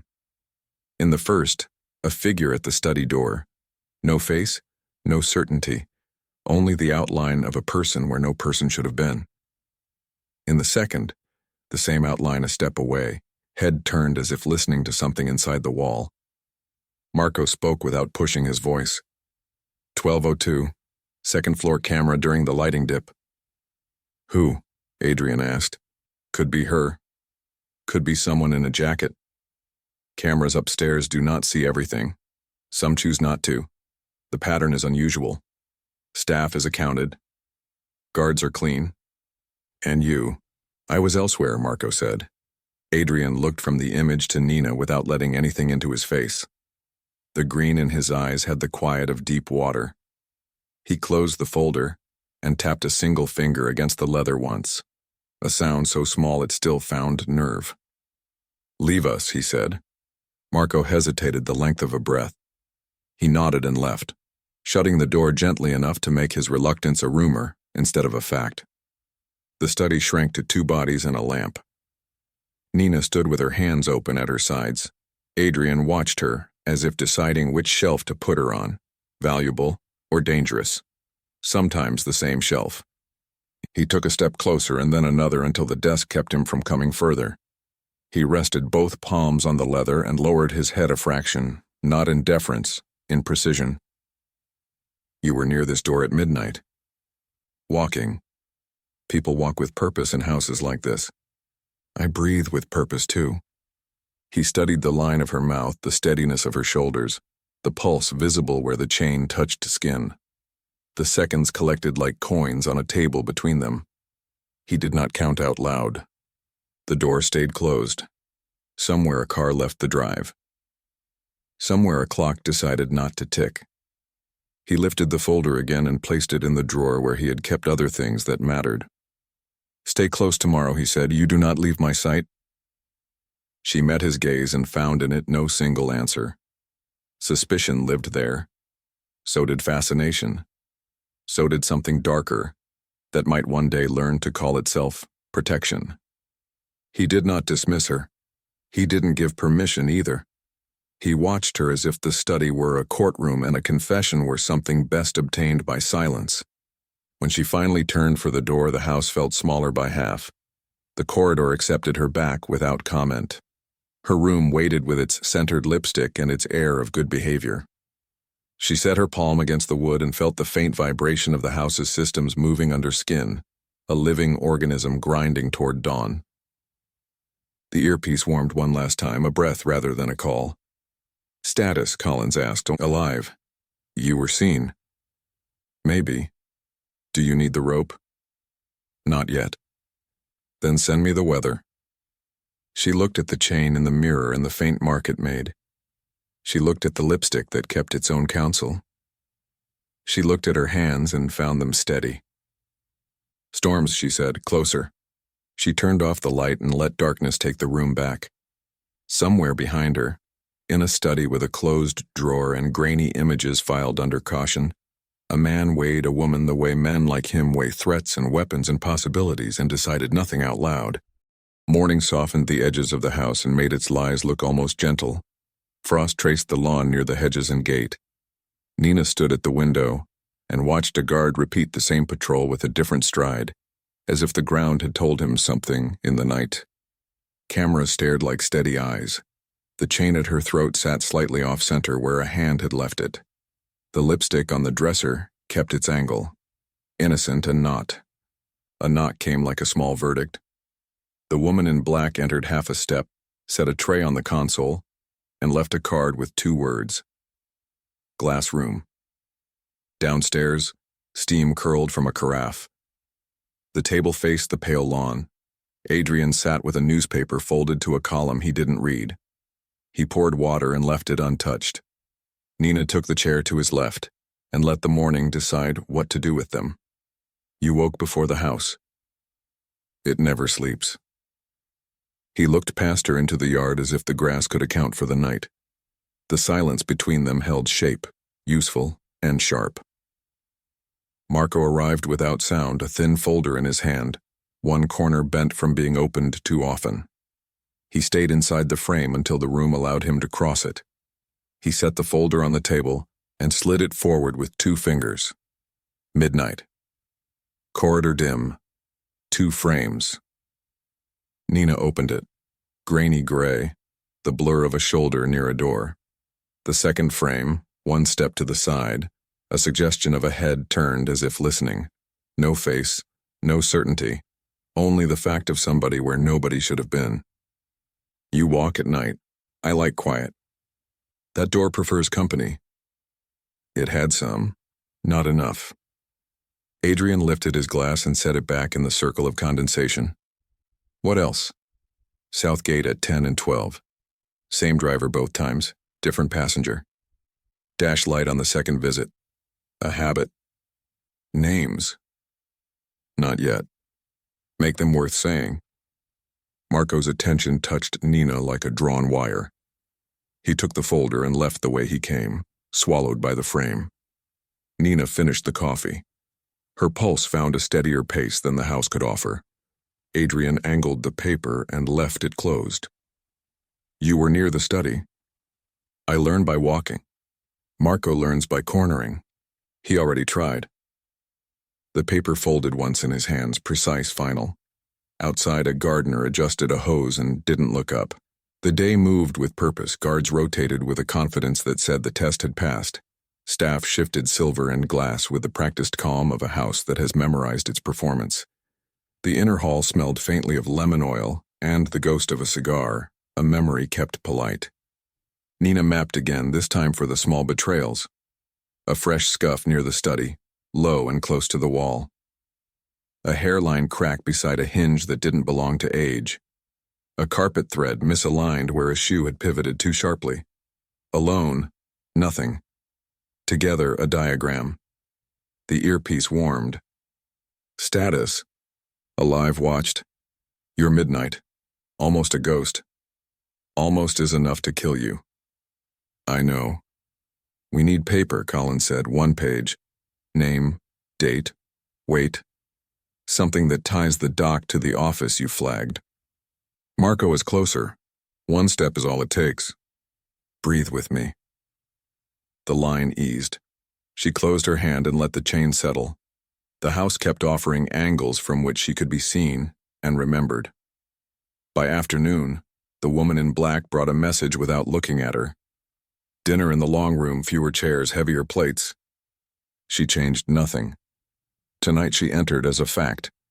The table had been reset wide, More space between fewer people. Rumor found her before she sat. Eyes flicked to the chain and away. Not for shine, for meaning. The cousin smiled in the thin way men do after too much practice. The lawyer aligned his napkin with the plate edge. The lapel pin man wore a quieter pin. Santo banked heat behind his still face. The broker chose a seat with too much view for a man who preferred being unseen. Wine flowed. The first course arrived ready for judgment. Adrian lifted his glass and set it down. Conversation found its practiced pitch, friendly enough to hide blades. Which route is safer when you own both doors? Short, people scheme during the long one. The broker's eyes narrowed. The cousin scratched his neck and pretended to laugh. Marco did not sit. He stood at the doorway and counted wrists and seconds. The meal gathered speed. A dock schedule turned into parable. A number changed costumes and left as a different number. A supervisor's name stuck to a story and had to be gently removed. Adrian said little. When he spoke, the line landed clean. Nina learned where silence worked as an order and where an answer needed to dress as a suggestion. A man across the table tried a small test wrapped in charm.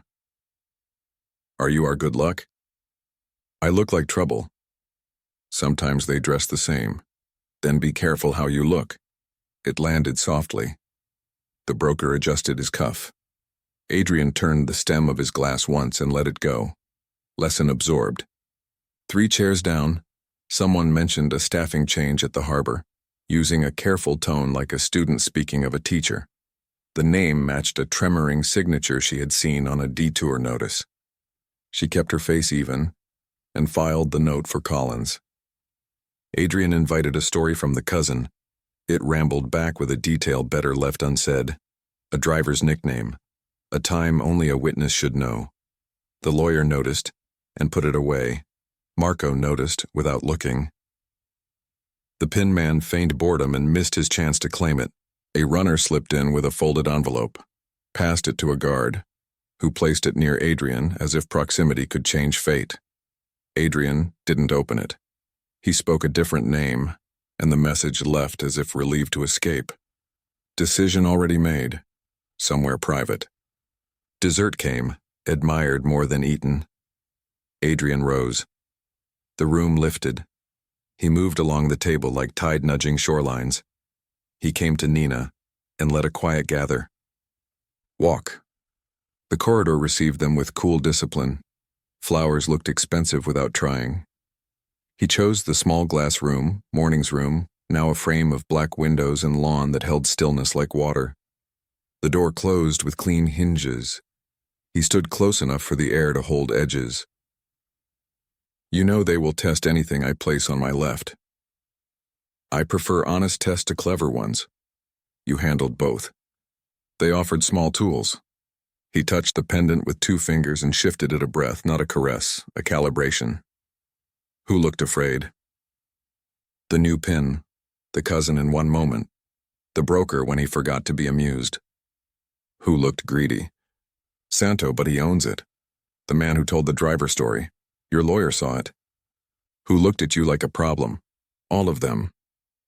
For different reasons. You are a problem, the choice is which one you solve. He opened the door. The night resumed its hum. They walked past the study without looking at the panel. The house looked for both of them. Upstairs, the second floor held a careful stillness. The woman in black passed with an empty tray and tiny nod. A guard pretended to admire the carpet pattern in front of a door that liked feeling guarded. Nina reached her suite and let the window flatten the rush of thoughts against the glass. A shadow touched the threshold. Marco did not knock. Walk. They stopped at the landing window. He placed a phone face down on the sill, then turned it over. The same blurred frames. A shape at the study door in the dim. A shape a step away, head angled as if listening. You want to explain? I walk to learn. Why that door? Because I live here. You walk like a thief. I breathe like one. He didn't enjoy it. You will slip. When you do, I decide if you belong to him alive or to a list. You already chose something. I chose not to be bored. That isn't a life. It is tonight. He slid the phone away, stepped just close enough to change the air, and stopped. You think he protects you because you're useful? Yes, and because of something else. She didn't answer. That counted. He studied her a beat longer and left at a pace that wanted to be watched. Her pulse forgave her after a count. The earpiece warmed. Report. He brought the images, pressed, didn't cut. Adrian. Claim stronger in public, private calculation. Do you have a page? Not yet. We need a page. You need me breathing to deliver it. Silence with agency moved through the wire. 30 hours. After that, we move without you. You won't like that outcome, neither will you. The line died. Her plan shifted a few degrees toward risk. Marco would come again. He would pick his ground. She needed to choose hers first. The house dragged evening toward itself. Lamps warmed. Voices lowered to tones that could hide business and civility. The long room cleared to memory. The small glass room held cups turned upside down like little bells. The study's lamp glowed practical under its shade, as if authority were a kind of light. She didn't touch anything. She went back to the stair and gathered the quiet like a coat before a cold door. Halfway up, the air changed. The house passed a message along its ribs. Marco stood outside her room, a thin envelope between two fingers. You should know he isn't blind. I know. He isn't patient either. I know that too. He asked for you, study now. He didn't hand her the envelope or throw it away. He tucked it into his jacket where it became a shape she couldn't ignore, then stepped aside so the next part could be what it needed to be. The hall to the study felt longer than its measure. Carpet drank footsteps. At the door she smoothed a line at her hip that didn't need smoothing. Inside, the lamp burned. The panel looked like wood. The desk held an empty corner where a verdict might sit. Adrian stood at the window with his hands in his pockets, listening to whatever the glass thought the city had to say. He didn't turn when she stepped in. The room's silence wasn't empty. It was a line drawn on the floor. He turned at last, and the green in his eyes caught the lamp and made it into something else. The door closed with a gentle catch she felt in her spine. He let the moment state its terms, before spending a word. Close the door. The latch settled into the frame with a small breath. The study's lamp held a warm circle on the desk. Beyond it, the window showed the city as a map of patient stars. Adrian remained by the glass for a long moment. Posture, loose. Attention, exact. The way a man stands when he gives nothing away and takes everything in. He looked at her the way night looks at a house, checking for light in places where light should not be. The distance between them felt measured and set. She didn't move. The chain lay cool against her skin. The room seemed to lean in. Why were you near the door? I live in this house. You live here because I allow it. Then you already have the answer. He crossed to the desk, not fast, not slow, and drew a drawer open without looking down. A folder waited, slim and deliberate.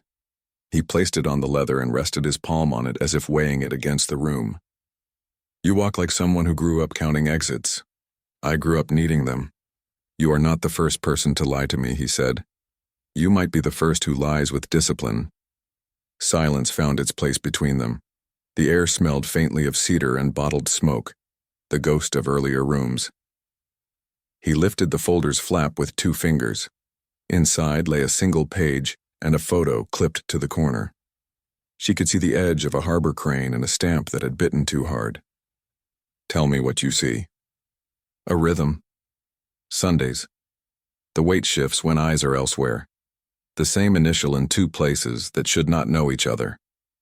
And what do you think that means? It means someone is building a path inside a wall you believe is solid. He watched the way she looked at the paper more than the paper itself, then closed the folder and placed it back, as if returning a dangerous tool to its drawer. He didn't lock it. He just removed its purpose from the room. Men at my table looked at you the way men look at storms, he said, with superstition and regret. She kept her hands easy at her sides. Do you regret? No. He stepped close enough that heat and clean soap reached her. The lamp warmed the line of his jaw. His eyes were not gentle. They were precise. Do you know what happens if you are not what I choose to see? Yes. What? Concrete and drains. You listen when I speak. I have to. He lifted a hand and paused. The pause was the touch. The touch that followed was almost nothing. He moved the chain one breath back to center, measuring balance the way a knife is measured before it is used. The room felt smaller by half. You are a problem, he said. For them. For me. For yourself. I solve problems. You make new ones, too. He stepped away first. The study exhaled. The window slid a thinner city across the glass. Dinner tomorrow, he said. Short list, heavier questions. Understood. He opened the door and gave the hallway back its temperature. When she reached the landing window, the house had already arranged itself. Guards in their marks, shadows in theirs. Marco stood at the far end as if he had been printed onto the wall and had decided to step off it. Walk. They didn't speak until the corridor bent. He leaned one shoulder to the frame of a door that didn't need guarding and watched the way she kept her chin level and her hands empty. You didn't flinch in there. I don't like wasting movement. You will, everyone here does. Do you? Only when I want someone to watch. He let his gaze pass over the chain and away, not because it didn't interest him, but because it did. 2 visits at the south gate will matter soon, he said. People think habits make them safe. They make them visible. You learned that young. I learned that hungry. Something like respect moved across his expression and hid itself. He pushed off the frame and left without a backward glance. Her room held the same careful order as before. She stood at the window and let the lawn's dark plane quiet the parts of her that wanted to run. The earpiece warmed against her fingers, then her skin. Your pulse sounds wrong, Colin said. It sounds alive. Marco. Closer. Adrian. A knife with manners. You have 30 hours. That timeline will get me killed. Or get you home. Not if I move blind. You want a page? Colin said. I want a page. Name and weight. Tie the doc to the office. Anything. We need a lever. He leaves the safe closed. He wants me to know it's there. It's a test. Then pass it. There's a maintenance dip at 3 tomorrow. 10 minutes. Same corridor. Not a trap. We verified. Nothing is not a trap. True, he said. That's why you're the one there. The line thinned to an ache. She put the earpiece away and breathed until the room stopped feeling like something with an appetite. Morning ran its clean edge along the house and pretended to forgive the night. Nina dressed in a dark dress that let her move and walked the halls, while staff shifted silver and air into the shapes Adrian preferred. Near the rear corner, she found a spot where the floor softened by an inch, a quiet story about plumbing and old plans. She found a mirror hung a fraction low, the kind of choice made by a person who has to check their face before they lie. She added the new lines to her map and let them settle. The glass room held coffee and a shorter list of items than the tray promised. Adrian sat with no paper this time. He looked rested in a way that did not mean sleep.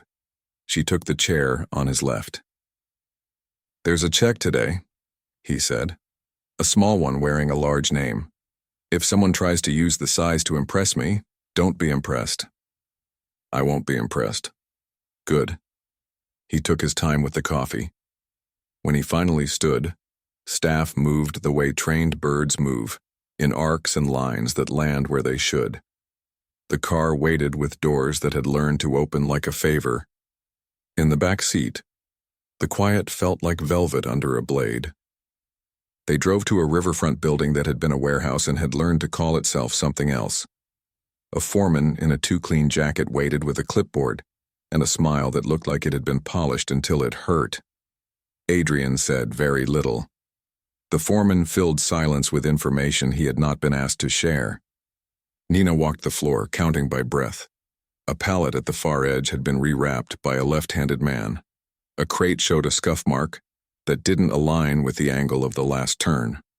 A roll-up door rattled once and then remembered to behave. She ran one finger a millimeter above a strip of tape and didn't touch it at all. Back at the car, Adrian watched her watch the city at the edge of the windshield. He didn't ask for a report. He treated her presence as one. "Someone is painting," she said. "They like the picture more than the product." He nodded once, a judgment placed on a shelf that would be used later. The ride returned the river to its banks. The house opened its quiet throat and swallowed them again. By afternoon, the corridors had warmed, the smell of lemon and linen living under a more human heat. She passed the study and felt the panel at her back like a gaze. She passed the kitchen and learned the rhythm of knives on boards, the tempo of song in a dishwasher's throat when he thought no one listened. Marco intercepted her near the small sitting room where plants drank light. "You wanted the door," he said. "You got the room." So? "So don't mistake access for ownership." "I don't." "Good." He looked toward the inner courtyard as if it were a watch face. A delivery idled, uncertain. He tapped his cuff, considered, did nothing. Choice sometimes speaks loudest when it doesn't move. Dinner drew a narrow circle around a heavier table. Forks set down on linen sounded like decisions. The cousin smiled less. The broker wore the wrong tie for the season. The man with the pin had no pin. Santo looked quieter and more dangerous. Adrian let talk come to him in small offerings. He placed each where it belonged. When he asked questions, they were not open. They were doors that bumped open and closed on their own weight. Nina sat on his left and let proximity do what proximity does. She counted mistakes instead of names. One associate repeated a number as if to hypnotize himself. Another used a nickname reserved for drivers and remembered too late that he had never met one. The lawyer watched her twice, then Adrian once, then no one at all, and she filed that order away for later. After the plates cleared, a man who had been quiet all evening decided to test whether quiet made him invisible. "You sit well," he said. "I have practice." "You listen well. I have more practice. What did you hear?" "That you don't like being forgotten." The table felt the line land and adjusted its posture. Adrian turned his glass half an inch and stopped. An argument that might have flared 2 nights ago fizzled now without oxygen. When the evening dissolved into smaller conversations and scheduled goodbyes, Adrian didn't rise immediately. He let others move first.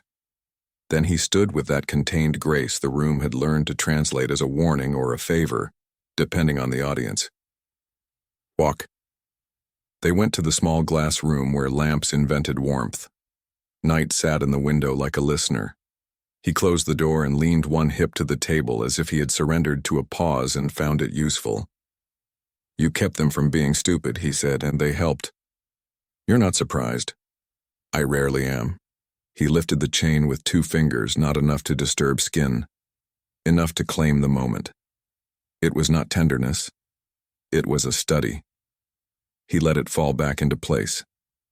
"What would you be if you could choose?" he asked. "Untouchable." "Nothing is." "I know."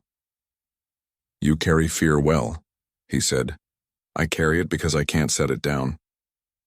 He straightened and opened the door again, offering her back to the house, to witnesses, to the measured hum of a place that presented control as a kind of music. Alone, she climbed to the 2nd floor and stood in the dim at the turn of the corridor, where the light lifts shadows into edges. The earpiece warmed. "Window at 3 still green," Collins said. 10 minutes, corridor dip and a camera hiccup we trust. If you can pull a page, do it." Marco is circling. Then use his circle. People who circle forget to look up. He never forgets. Then he's dangerous, we knew that. Adrian, like weather. Don't put umbrellas on him, move when he moves. The line eased to a low presence and stayed. She returned to her room, placed the lipstick on the dresser where fingers had placed it wrong and she had placed it right, and set a glass on the table because ordinary gestures keep people's eyes lazy. At 2:55, the house altered its breathing by a notch. This time it felt like the shift a river makes when the wind turns upstream. She stepped into the hall and moved with the pace of someone thirsty enough to seek water and disciplined enough to look like she wasn't. The corridor dimmed without drama.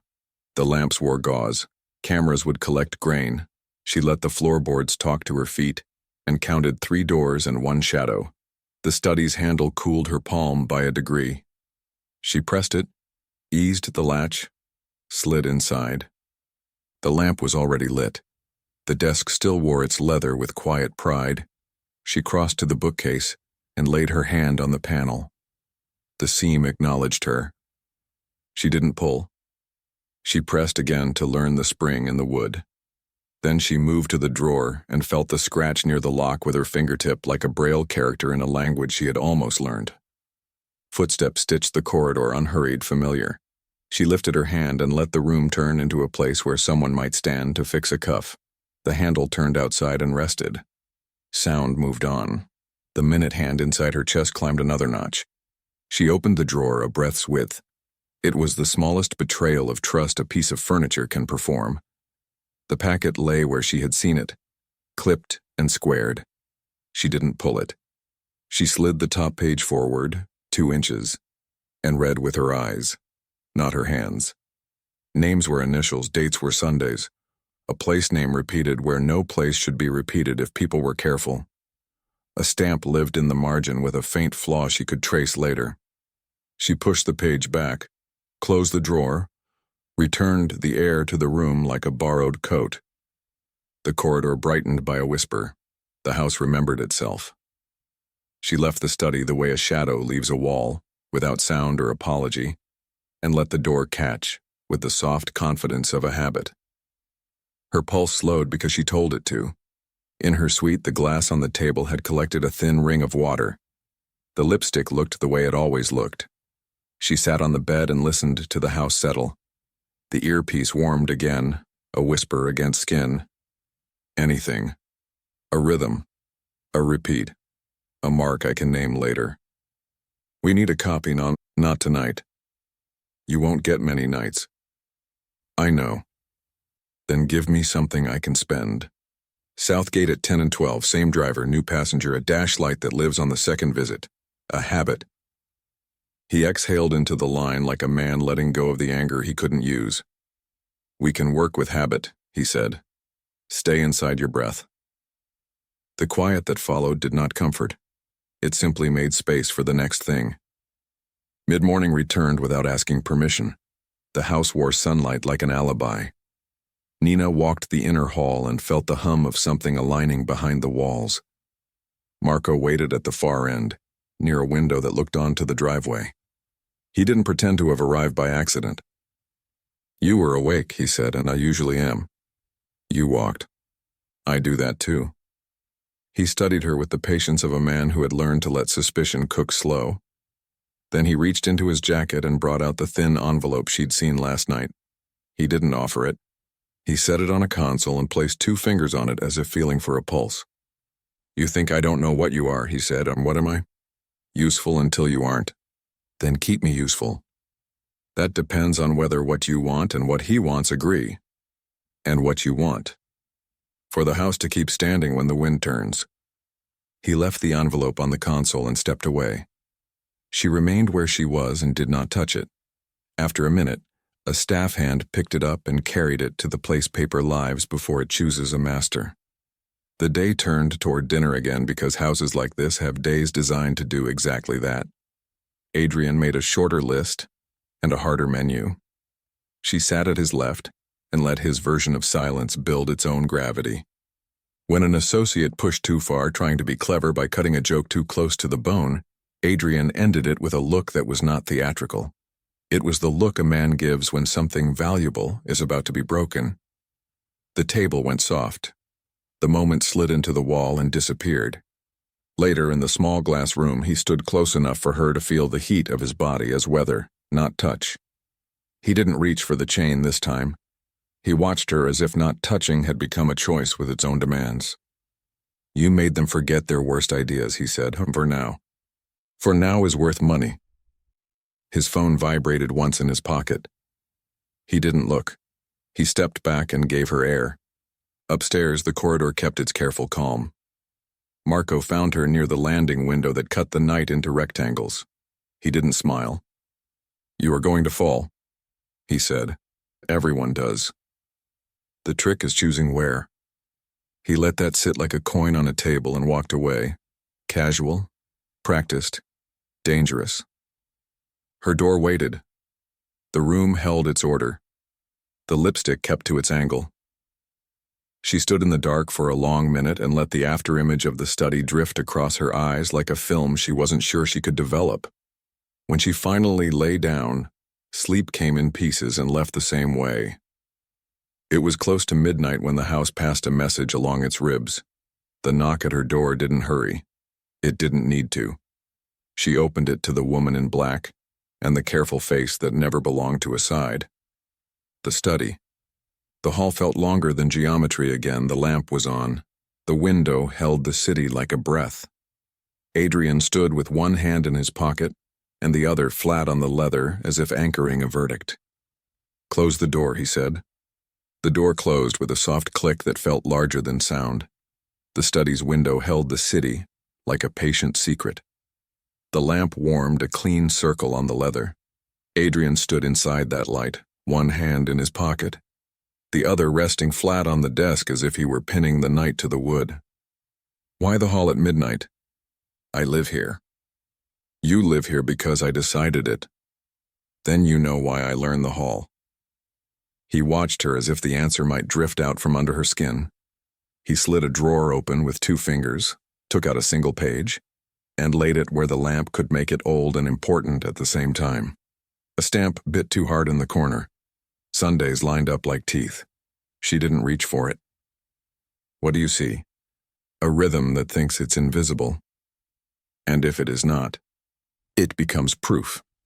He turned the page toward himself without looking down, then set it aside and closed the drawer. No lock. No need. Power is a door that believes it is the room. "You make people choose how to behave," he said. "Sometimes they impress me, often they don't. I only hold up the mirror. You aim it." He came around the desk and stopped close enough for heat to become another piece of furniture. He didn't touch her. The chain felt heavier, as if it could sense intent. "If I discover you are not what you pretend, there won't be a debate." "I know. Then why stay?" "Because running is also a choice." "Not in my house." He reached, paused, and moved the pendant half a breath, a small calibration he had made his own. The gesture did not soften anything. It drew lines. "Dinner tomorrow, smaller room, bigger consequences." "Understood." He stepped back and the study exhaled. He opened the door and let the corridor give them its practiced hush. She walked out into that quiet and felt the house slide her into the space where it had decided to keep her. At the landing window, the night broke into neat rectangles. Marco waited at the far end, a shadow owning its frame. He held no folder now, no phone, only the look of a man who trusted his patience more than any camera. "Busy night?" "It isn't over. You are brave." "Hungry." "That too." He studied the pendant, then her face. The calculation behind his eyes slowed like a machine shifting gears.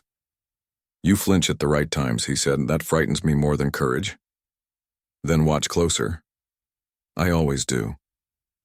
He moved past her, close enough to recut the air, and kept walking. The moment left a scent she couldn't name. Her room had not changed. Order sat where it had been told to sit. The lipstick kept its angle. She stood at the window with the city in the glass and let her breath learn the house again. The earpiece warmed and waited for Bone. "You were summoned and returned," Colin said. "Yes." "Temperature?" "High, controlled." Marco, circling with a knife behind his back. Adrian, counting seconds between my lies and my truths. "We're down to hours," Colin said. "We have a 3 a.m. dip again. We verified a power test in the camera line and a maintenance cycle on the lighting. 10 minutes. Same corridor." "I know what 10 minutes mean." "Bring a page." He showed me one. Bring it. He wants me to know it exists. He wants you to prove if you're a thief or a tool. Or a woman. Don't let him make you choose, Colin said. Choose for us. Is there a difference? Make one. She let the line fade until it was only presence. She undressed, then stopped and put the dress back on. The chain stayed. It felt like a decision she wasn't ready to reverse. She didn't sleep long. The house shifted at 2:55, the subtle draw of a tide turning in an underground river. She stepped into the hall with the half-attentive pace of someone hunting water and not meaning to. Light drew a veil.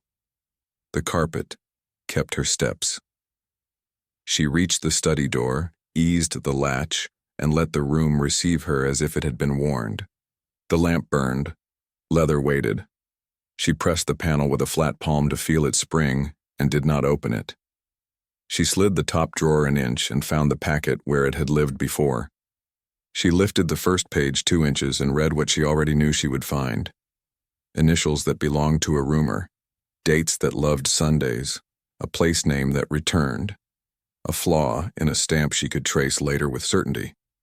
She put the page back and the drawer shut. Touch leaves marks. Memory leaves fewer. Footsteps stitched the corridor. Smooth. Even.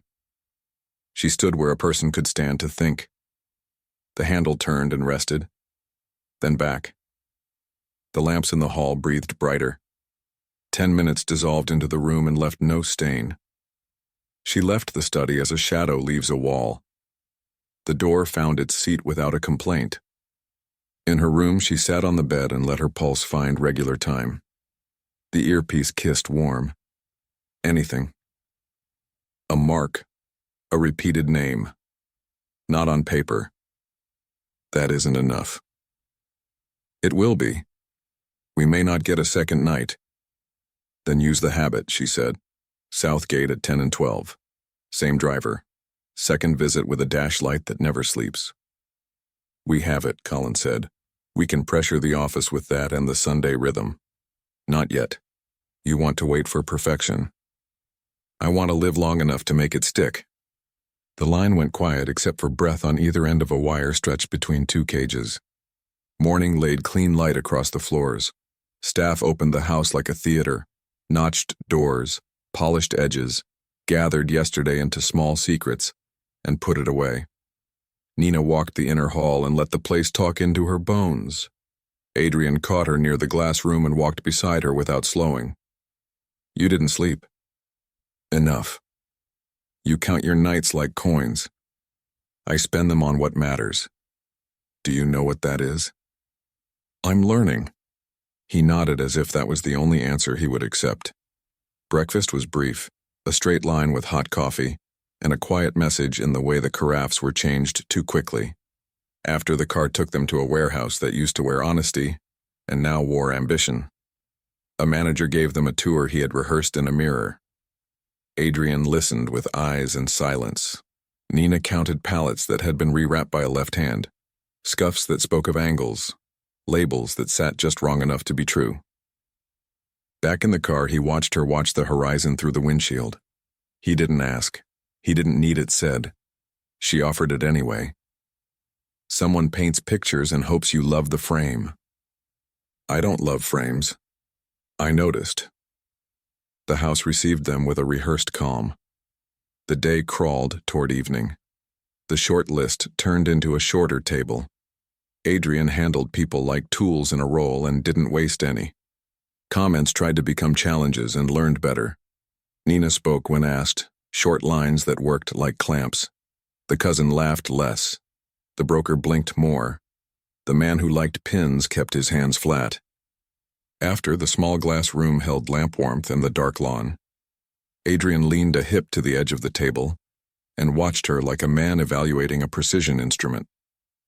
You steadied the room. They wanted to be steadied. Not all of them. Enough. He reached for the chain and stopped short. The not touch felt like a touch.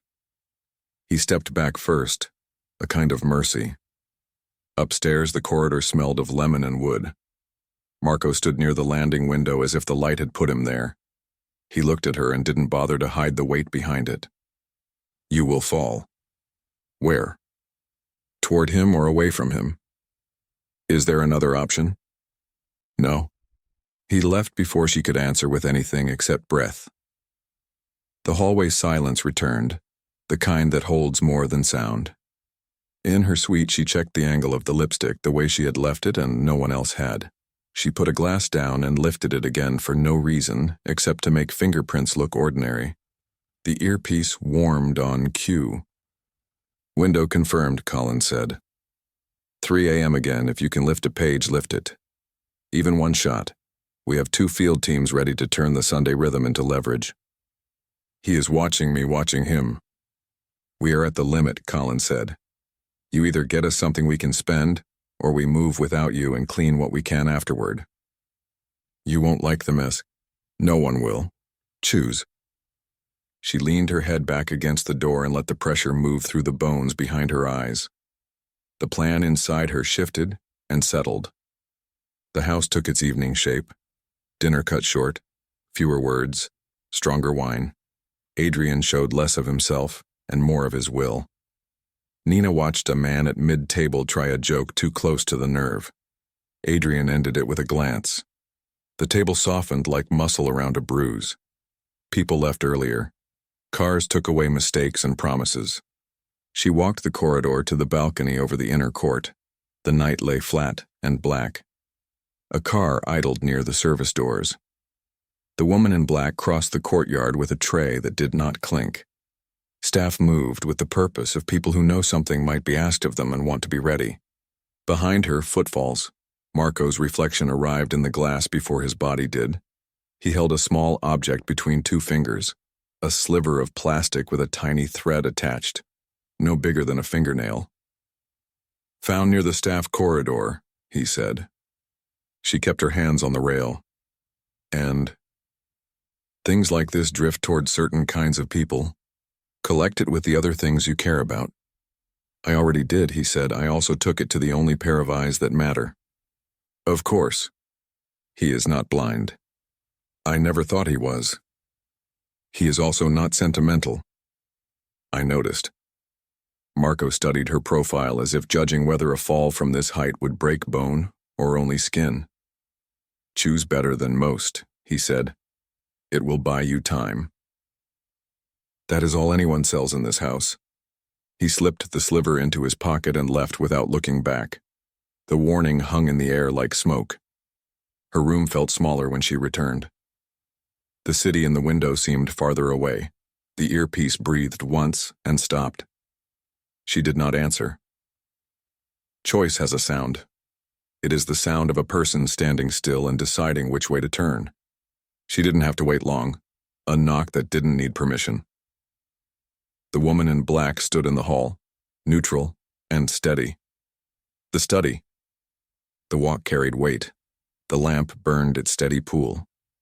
The window turned the city into a quiet map. Adrian stood behind the desk with one hand flat and the other holding a small box the color of night. He placed the box on the leather and looked at her until the room's air learned to behave. Close the door. She did. The click was gentler than her pulse. He pushed the box toward her an inch. He did not open it. He did not tell her what lived inside. He slid a single page beside it, face down, the corner showing the bite of a stamp she recognized without seeing. 2 things, he said, one to wear, one to read.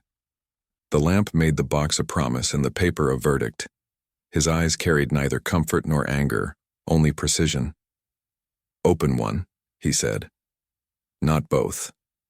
The lamp gave the desk a calm glow that made the shadows honest. The window held the city thin and distant, a quiet line of lights that pretended to be stars. The box sat where he had left it, dark and without seams. The page lay beside it face down, the corner showing the bite of a stamp that had learned to pretend it didn't care who looked at it. Adrian stood behind the desk with one palm on the leather, a man holding still so the room had to move first. He watched without blinking, like patience had found a body to live in. Nina felt the house press close, the way large rooms do, when everything inside them is a question. Choose. Her pulse slowed because she told it to. The box offered silence. The paper offered noise. She had learned which kind of sound gets you killed. She reached for the box and drew it closer. The lid lifted with a soft release. Inside lay a small keycard wrapped in linen, and a thin metal tag, stamped with a number that belonged to nothing in this room. No ornament, no diamonds, just access. She kept it still on her palm so he could read what she had chosen. Not the paper. Not tonight. He studied the keycard, then her face as if the distance between them could be measured in what she hadn't touched. He nodded once, not to confirm she was right, but to confirm she understood the rules. Pocket. She slid the card into the seam of her dress and felt it settle like a second pulse near her hip. The earpiece warmed, a thin pressure against bone. Collins arrived as a breath. Page. She let the word pass her without catching. Adrian turned the paper over with 2 fingers and did not look down. He placed it back where it had been and closed the drawer above it as if returning a blade to its sheath. The handle moved in the corridor. The door opened on the woman in black, then on Marco behind her, shoulders squared, hands empty, expression clean. He dismissed the staff with a glance and stepped inside. The smell of cold air followed him, the kind that lives just outside the reach of heat. Found this. He placed a clear sleeve on the desk. Inside, a sliver of plastic, with a hair-thin filament attached, lay flat as a lie. He waited long enough for the object to feel important. Staff corridor, wrong drain. Adrian did not touch it, his eyes barely shifted. Yours. No, and not the house. Marco's attention swung to Nina and held there. Not a question. An inventory. Explain. She didn't look at the plastic. She looked at the angle of the sleeve on the leather and pictured whose hand had set it there to be seen. The filament was cheap. The adhesive edge showed a ripple. It wasn't one of theirs. Someone wants you to believe the house leaks. Someone does. They want you to believe I am the leak. You walk at night. I walk where I live. Adrian raised a hand an inch from the desk. It was enough. Truth later. Now I need an answer that belongs to the room. She felt the order land. The earpiece warmed again, harder this time, Collins closing distance. Take the page, put it under your dress 1 minute, then the kitchen door. Car 2 streets over. Her throat stayed still. Adrian watched her not react and learned something he would use. Marco stepped closer to the desk, palms open. There are 2 frames. The study door during the dim. Either she or a jacket. The gate had a visitor twice. Same driver. Dash light that never dies. I can bring you 3 names in an hour that make sense of it. Bring me one. Marco nodded once and left as if he had been told to disappear and teach absence to work for him. The door found its quiet. The room was smaller again, on purpose. Adrian moved around the desk until he stood a pace away. The lamp warmed the edge of his jaw. The window threw a pale line across his shoulder. He watched the place where her pulse touched the chain, not the chain itself. You picked the thing you could not read. I picked the thing you would ask me to use tomorrow. And the thing you could have stolen tonight. It would not have been mine. He looked past her to the city as if asking it whether it believed her. It had no opinion. You have a handler. Yes. The word left her mouth clean and small. It didn't try to be anything else. His eyes held steady. Name. No. He let the silence eat a second, then 2. It didn't change her face. You will tell me when it is the thing that saves your life. I will tell you when it is the thing that saves yours. The room shifted weight. The line between them drew tighter. The air learned the shape of a fuse. Return to your room. Do not leave this floor before dawn. Understood. He didn't move. He didn't open the door. He made the space between them into permission. She crossed it, felt heat without touch, and stepped into the corridor. The hallway light felt colder longer. Carpet swallowed sound. A guard stood 2 doors down, hands empty, eyes wider than usual. She passed without breaking his concentration. At the landing window, the night lay flat. She breathed until her ribs remembered how. Status. Collins was in her ear before the word finished warming. Not safe for a lift. He is testing you. He knows the paper matters. He wants proof I won't steal. He wants the ledger. He wants me to want it. That too. She entered her room and locked the door without letting the latch announce itself. The city moved on the glass like a film run too slow. The lipstick kept its angle. The key card pressed a cool rectangle against her hip, a new compass that she had chosen. Tomorrow they move, Collins said. We have 2 teams ready to pull the harbor office with the Sunday rhythm and the dash light. Your piece makes it tight. It isn't tight yet. You're not bringing me a page. No. You're burning your life. I'm choosing where to stand. He didn't answer for a full breath. When he returned, the command had sharpened. Then stand still until you can tip the room without dying. I need a door open, not a body. Copy. Silence left like a person slipping out of a crowded party. She rinsed her face and sat on the edge of the bed. Sleep came in turns, thin and practical. At 3, the house lowered its heartbeat again. She stayed still. The study existed without her. The window held its picture. She let the hour pass like a train she didn't take. Morning found the house in recovery, everything slightly brighter. Everything pretending it had always been this clean. Staff laid out a quiet breakfast, steam lifted and curled. She walked to the glass room when the tray arrived, with her name on a card. Adrian sat with no newspaper, hands bare, a cup in front of him untouched. Outside, the lawn wore a pale chill. A gardener adjusted a hose the way a man adjusts memory, careful not to spill what he wants to keep. He watched her sit and left the distance where it was. Use the card at noon. Where? You'll know when you see it. He didn't look at her when he said it. He looked at the window as if seeing the day from the other side. Marco entered a moment later carrying the night in the crease of his eyes, and a frown like work had followed him into the shower. Visitor at dawn, left nothing, took less, same driver, light on. Name? Jonas. Keep him close enough to hear him breathe. Marco nodded and turned his focus to Nina without announcing a new topic. You picked the box. I did. Everyone picks paper. Thieves and cops both. I'm neither. We'll see. He left without letting the door swing the wrong way. Adrian didn't break the quiet. Do you regret your choice? No. Good.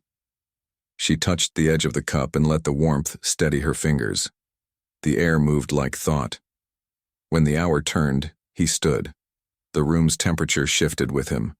He let her walk unescorted to the library that wasn't a library. The keycard reader lived behind a wooden frame that looked like ornament until you knew what to look for. She held the card in the space the room wanted her to find. A light behind the wood answered with a quiet pulse. A panel slid open on a narrow hall that carried controlled air and the faint scent of cedar. Lights woke in sequence, patient and low. The corridor turned once and ended in a door with a lock that had been built to outlive every man who tried to open it without permission. She put the card to the square. The lock let go with a click that sounded like a yes. Inside, the vault felt like a chapel designed by an engineer. Shelves held boxes without labels. A table sat in the center under a light that respected secrets. Nina stood still and let the room show her which detail mattered. The clue wasn't the paper, it was absence. A shelf held dust around a rectangle where something had lived until this morning. She didn't touch anything. She stepped back to the door and waited. The light dimmed to the level of a held breath. Behind her, the panel that had opened her path whispered shut, testing whether she would hurry. She didn't. When she returned to the hall, Adrian waited at the other end as if he had been listening to the room think. What did you see? Something missing. What?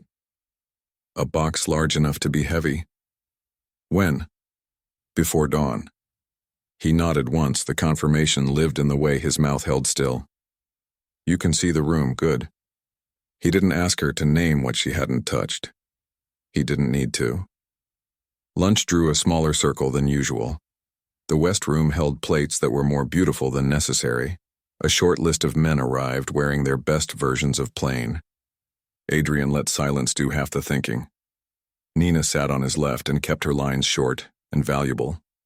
The lawyer measured the room and gave away nothing. The cousin practiced stillness and failed. Santo set his heat low and steady. Halfway through, Marco entered with a face that deserved a closed door. He stepped to the edge of the table and set a phone beside a napkin. The screen held a paused video frame of the study corridor during the dim, grainy half-truth. He did not press play. He didn't have to. Adrian lifted a finger. The screen went dark. After lunch? Marco accepted that like a bruise and found a wall to lean on that would not remember his weight. The meal completed itself without joy. People left in pairs. The room emptied of witnesses. They reconvened in the study. The lamp made the leather glow. The window made the day look farther away than it was. Marco placed the phone on the desk, tapped once, and let the footage run. A figure at the study door, indistinct, an outline where no outline should be. A step away. A head angled. 10 seconds of suggestion. The video ended with the corridor breathing. Explain. Walking. Convenient. I live there. Marco's attention sharpened. What were you looking for? Air. Joke later. Not a joke.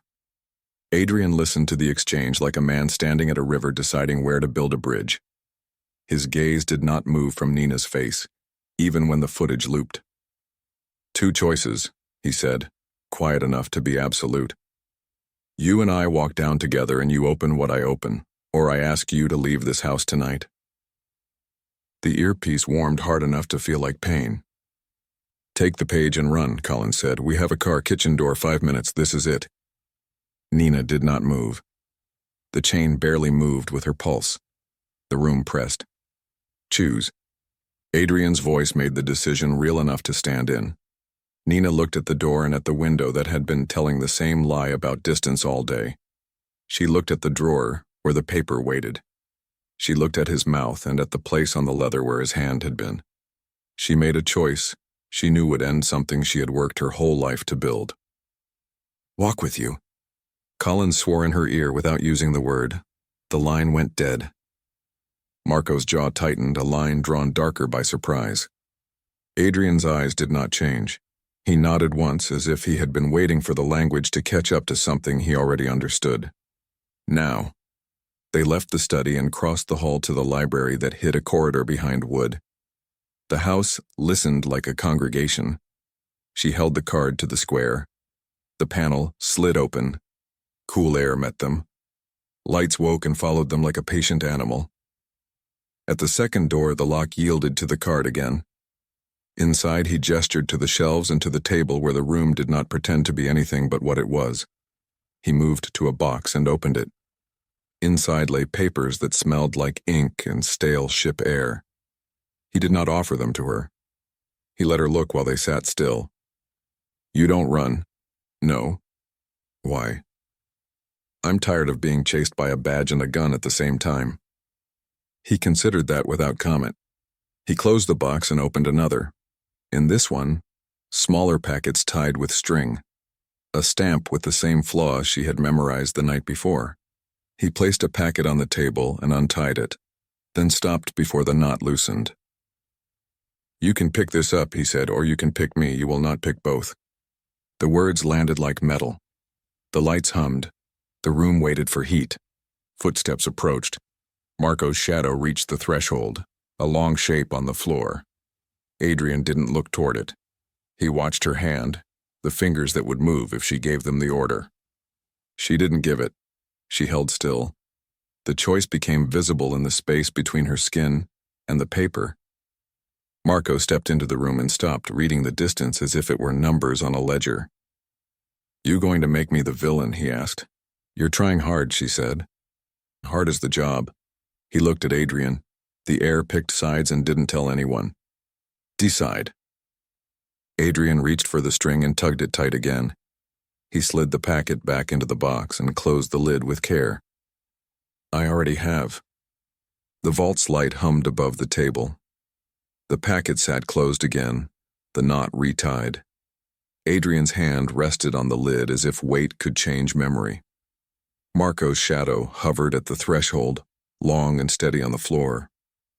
Air held the taste of metal and cedar, and something under it that felt like a storm finding its shape. Marco waited for his moment to harden. He didn't look at the packet. He looked at Nina the way an archer looks at distance. You're betting the house on her? Adrian didn't turn. I'm betting on my read. She's FBI. She's here. She's also wired. Nina kept her breath even. The earpiece warmed as if her body had answered for her. The wire was silent. Silence could be louder than a siren. Search her again. Not in this room. Marco laughed without sound.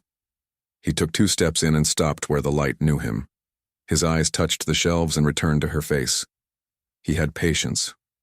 He also had a deadline. Visitor at dawn. Same driver. New face. The dash light that never sleeps. Habits leave trails. Yours will too if you're not careful. Nina watched how the words hit him and how he swallowed them. Adrian lifted the packet, set it into the box, and slipped the box onto the shelf that had been built to hold such boxes and nothing else. He keyed the vault closed with a press that made the lock answer with a clean click. Walk. They left the cool corridor and returned to wood and warmth in a house that remembered how to be soft. In the study, the lamp painted the desk with its practiced circle. The door shut on hinges that used disappointment as discipline. Marco stood in the middle of the room and didn't move aside. He looked past them toward the hall, as if he had planted something out there that would ripen in a minute. Everyone thinks you built this place to last forever. I built it to outlast bad decisions. Then prove this isn't one, Marco said. Adrian's gaze went to Nina and stayed. He had become an answer looking for a question. You still have time to run, Marco added. I spent that already. A guard appeared at the threshold with a face that might as well have been a wall. Marco didn't look. He stared at the chain at Nina's throat and then at the small line where her pulse lived. Lunch in the West Room, Adrian said. 1 hour, short list, bring the man with the light on his dash. Marco's jaw flicked once, a tiny refusal that couldn't become a word. He left before the room could tell him he'd been dismissed. When the door closed, the quiet worked at the edges of the leather and the wood and the skin. Adrian came close enough for heat, not touch. The green in his eyes worked like an instrument you only use when you have a steady hand. You had an out, he said. I chose the room. Why? Because I'm done being used by 2 sides at once. You're not done, he said. You're mine for as long as I want you. She waited. The words weren't a threat. They were a line carved into a desk so no one would forget it was there. Can you live with that? I'm already living with it. He studied the answer as if he could scrape it to see the metal under the paint. The earpiece warmed hard. Status, Collins said. The harbor office is primed. If you open that vault, we end this. Negative. Nina. Hold. Silence came back like a struck match that never caught. The West Room filled with light and a clean table and faces that knew how to pretend safety. Jonas sat at the far end, hands folded as if prayer might be useful in houses like this. He wore a jacket that wanted a better owner. The dash light lived in his eyes like a habit he could not break. Adrian took the corner seat with the wall behind him. Nina sat to his left, the chain catching light without asking to. Marco stood by the doors and let his presence become a rule. Food arrived and nobody tasted it. The lawyer watched Jonas with a gaze like cold water. Santo set his heat to low and kept it there. The cousin practiced silence and failed at that too. Adrian asked a question that wasn't about weather. It didn't need a long answer. Jonas gave a long one anyway, tripping on names, times, and a story that had too many open doors. Stop. The room obeyed. Jonas found the stillness and didn't know what to do with it. Who pays for your light? Friend. What friend? A name is a favor. Then give a favor. Jonas tried a grin and lost it. He glanced at Marco as if there was mercy somewhere near that jaw. Marco didn't blink. The man was a field of ice. Nina listened for the sound behind the words. She heard the edge of fear when Jonas said Sunday. She heard the memory of a turnstile when he said harbor. She heard loyalty where it had no right to be when his eyes cut left instead of right. Marco's name lives behind yours, she said quietly. Jonas forgot how to swallow for a second. The lawyer's eyes moved from Nina to Marco and back, a slow metronome. Marco didn't move. Be careful. Your driver, your light, your habit, you love your patterns the way liars love routine. Jonas finally turned toward the person he thought would save him. It was reflex, not strategy. Enough, Adrian said. The room settled. The line he drew belonged to gravity. He shifted a glass the width of a breath and looked at Jonas again. Who has your family? Jonas cracked. No one. Wrong. Silence weighed him down until truths began to float. People, he whispered. Not mine. People who can make my life end without touching me. Which people? He whispered a pair of initials that had learned to live at the edges of other men's sentences. The lawyer wrote nothing, held nothing, and remembered everything. Go downstairs, Adrian said to Jonas. Wait in the kitchen with the woman in black. Eat something. Jonas stood like a man who had learned to stand on a moving train. He left without looking where he was going. Marco's attention never left Nina. This was yours. No. It was always yours. They held each other's eyes until the table began to feel like a weapon. Walk, Adrian said. The study waited as if it had been holding its breath. The lamp put the leather back into focus. The window flattened the day and took the texture out of it. Marco closed the door and stood near it, a tall problem with a fixed address. You brought rot into the house, Adrian said to the air. Marco took the blow and made it look like he was taller now. I brought protection. You brought outsiders to my door. Because you opened the door to her. He flicked his eyes at Nina. The movement was small and ugly. Choose, he added, her or the house. Adrian didn't look at him. He looked at Nina and then at the drawer where paper had slept for years. He had made his choice already. The room now needed a word for it. You want me dead? Nina said to Marco. I want the house alive. You think I can't keep it? I think you came to kill us. The earpiece hummed. Collins pushed through like a man shouldering a door. Team's ready. If you say the word we pull, there will be fallout. Stand by. You are out of time. Not yet. Adrian moved around the desk and put his palm flat on the leather the way he did when gravity had to be reminded who owned the room. The chain on Nina's throat felt heavier, the way metal does when a storm is about to start. This ends now, he said. Marco, step away from the door. Marco didn't. You can't see it. She's the thing that pulls the pin. She's the thing that made you visible. Marco's face told her he'd been waiting to hear that and still hated it. He raised a hand and every guard in the hall stepped closer to the wood. The house held its muscles tight. Back up, Adrian said. No one outside moved. Inside, Marco shifted his weight. Not much. Just enough to put his balance where he could use it. You taught me to remove problems, he said. Here is one. Nina breathed once and filed the path of his right wrist, the place a gun would live, the places a hand can hide a blade. She also watched his left. Men forget you can kill with either. The door's brass knob gleamed with its own opinion. Marco. He ignored the warning like a man who had stopped hearing them 3 years ago. He took one step toward Nina. Touch her and you're finished, Adrian said. Marco's eyes widened, not in surprise, in confirmation. It was the answer he'd been digging for. You chose. I did. Then I choose too. He moved. A hand flashed to the inside of his jacket, then changed course when a shadow at the door moved an inch. The guard's mistake or threat was enough. Marco used the sliver of panic and reached for Nina's arm. She didn't step back. He caught her wrist. She turned with it, not against it, the way you treat a lock you don't own. The motion cut his leverage by half. The chain swung once, a small arc of light. Stop. It wasn't a shout. It was the kind of word you use just before a gun goes off. Everyone in the hall understood it. Everyone in the room did too. Marco felt it first. He let her wrist go, but not the line he had pulled into the air. She will ruin you. She already changed me. You'll die for that. I'll live with it. A laugh tried to be born and didn't make it. Marco's jaw bent around the idea of surrender and couldn't find a grip. You made me build this house. And I made it for this, Adrian said, so I could decide what it's for. Marco looked at Nina. It wasn't lust or hate in his face. It was calculation that had learned it had reached the end of its math. Leave, Adrian said, and you're exiling me for telling you the truth. I'm exiling you for delivering it to the wrong door.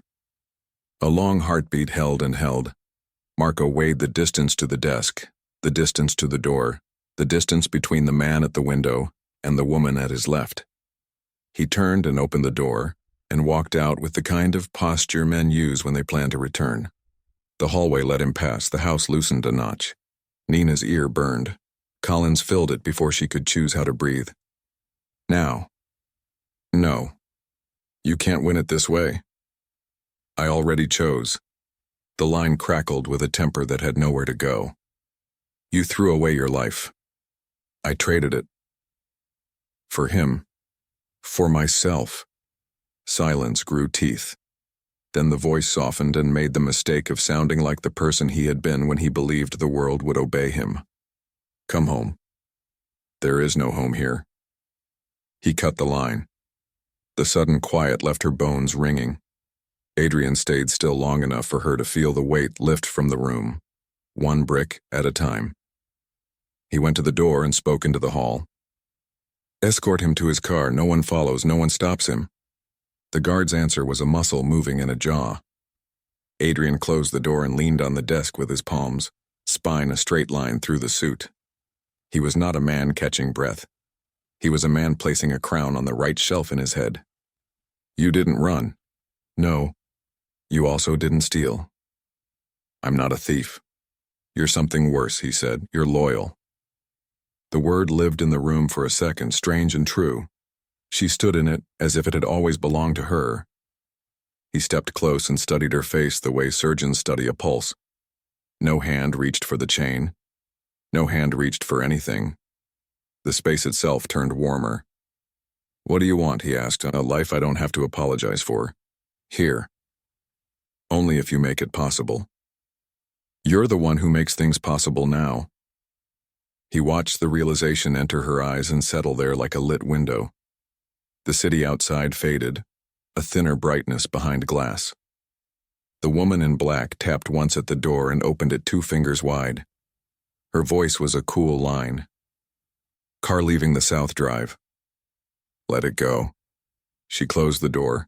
The house adjusted its shoulders. Nina touched her ear and turned the wire off.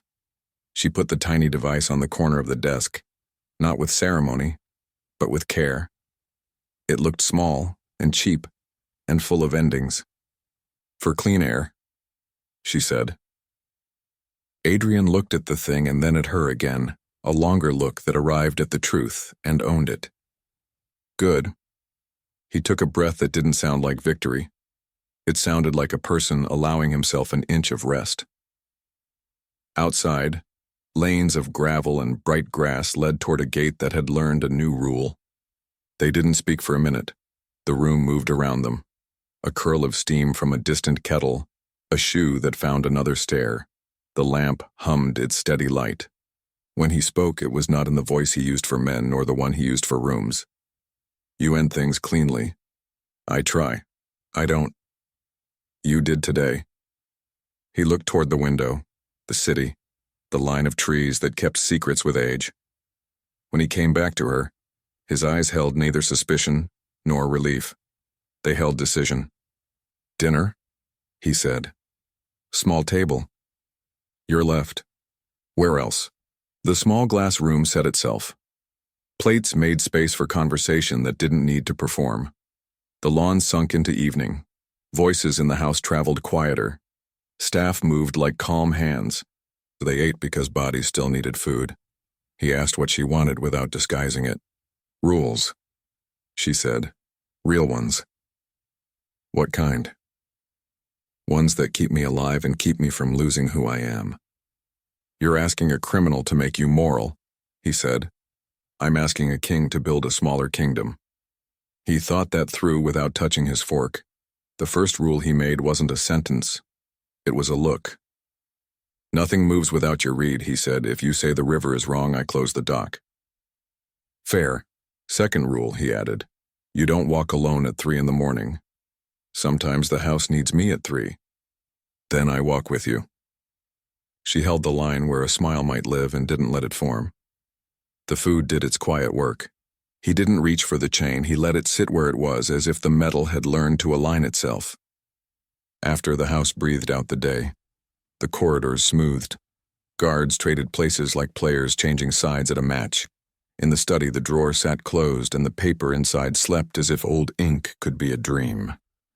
The earpiece on the desk looked like a moth that had lost its color. Nina looked at it and felt the world split and refused to break. She felt the cut of a badge she no longer wore and the weight of a role she had chosen heavy and clean. Tomorrow, Adrian said in the doorway, we build what comes next. Together. Together, he said. The word fit the room. Night reached up the glass and drew the city closer. The woman in black passed with a tray and a glance that could seal anything. Somewhere in the house, a clock that usually kept to itself made a single sound, then stopped. Nina stood at the window after he left and watched the gravel take the last memory of a car. The gate held, the lawn listened, the lights kept their promises. She pressed her palm flat to the glass and felt its cool choose her back. The silence didn't empty her. It made room. Night settled until the house breathed slower. The study's lamp held its steady circle. The earpiece lay on the desk like a useless insect.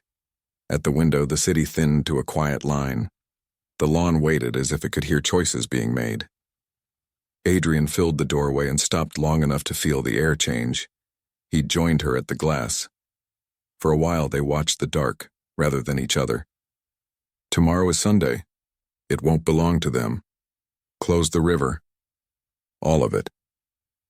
Silence turned into agreement. In it, she counted what it would cost and decided she could live with the bill. He nodded toward the desk. Put the wire away. It's dead. Bury it anyway. She slid the earpiece into a drawer among pens that would never betray anyone and closed it. The act loosened something inside her ribs. They worked without ceremony. Staff learned new routes that looked old. Schedules turned over. A truck that always left at noon moved before dawn. 2 familiar plates stayed cold. The woman in black crossed the corridor twice without a tray. Guards at the South Drive memorized fewer names and trusted their memory more. Nina moved through it all as a steady hand no one mistook for decoration. She touched no doors. She watched the cameras. She listened for wrong notes. Near midnight, the ground settled. Lamps traced a pale spine to the road. A car on the far street did not slow. Her phone hummed once in her sleeve. Not the wire, not the house, the number that had once meant orders. One last chance, South Service, 3 minutes. She let the message fade. The phone went back into silence. When Adrian returned, she opened a hand. South Service. Do you want it? No. He touched the pendant and let the gesture be a promise rather than a claim. Orders moved outward on the house's quiet spine. Keep the gate, keep the quiet, keep your hands dry. If Collins waited in an unmarked car, he learned what a closed door feels like when it stays closed. Dawn came low and slow. Frost drew a thin edge on the hedge and withdrew. The study smelled of cedar and strong coffee. Adrian placed a small key on the desk. It did not match any door she knew. For the room behind the room, you trust me with doors. You already opened the hard one. She learned the weight of the metal and put it in her pocket. They ate because bodies obey rules. After, he walked the house like a man checking a ship at harbor. She walked behind the idea of the day and checked whether it would hold. By noon, Sunday looked plain. The West Room held a short lunch with men who understood how quiet works. The river outside the city carried gulls and cold light instead of cargo. Jonas came and went, with a new face on his fear. Eat at home for a week. I don't have a home. You do now. He left behind an awkward nod and a chance at better habits. The lawyer brought numbers that did not require a lie. Santo watched a door and a clock and both obeyed him. A cousin practiced silence and nearly learned it. People moved like weather under pressure. Nina took notes with her eyes. Mid-afternoon, a handsome car rolled past the gate and did not slow. Another did the same. A pulse ran through the guardhouse and down the wire. The house did not raise its voice. It tightened its grip. At 4, a truck tried the service road. The second gate declined, calm as a priest. 2 men stared into the lens and drove away. The camera forgot the plate on purpose. The woman in black brought a message with the last of the light. South Drive, 1 man returns. Nina stepped to the balcony. Gravel lifted like breath. Marco climbed from a car in a clean jacket and a face that meant to keep its own counsel. He walked to the doors as if he owned the rugs. Inside, the house let him pass because command had already decided to listen once and only once. The study waited.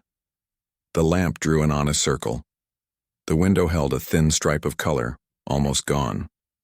Adrian stood with both hands in his pockets. The room recognized the posture and learned how this would end.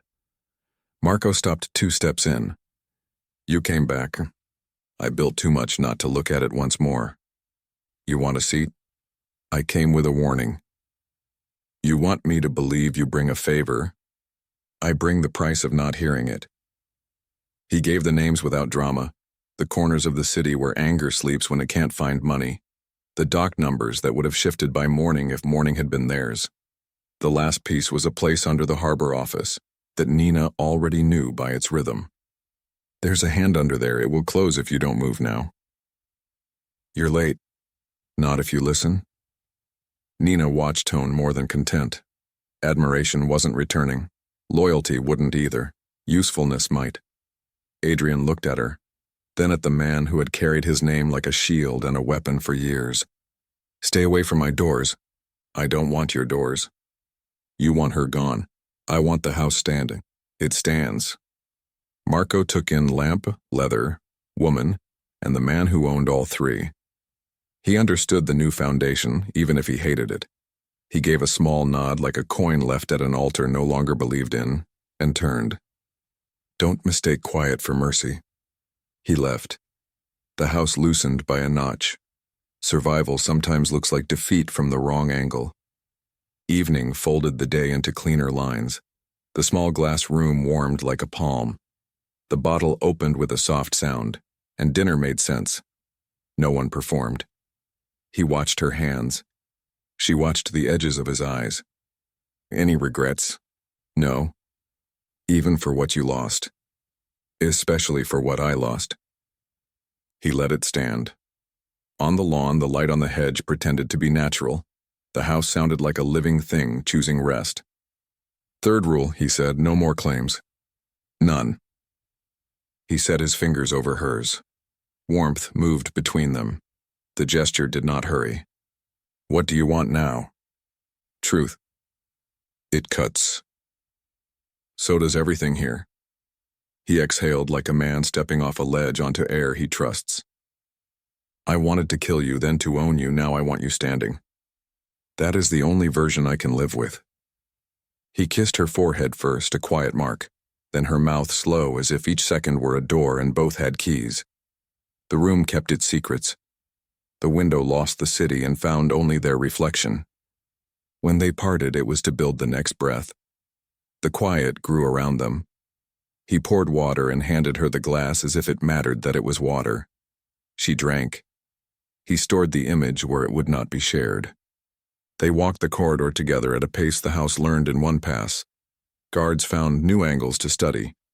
Staff saw the change and did not need it explained.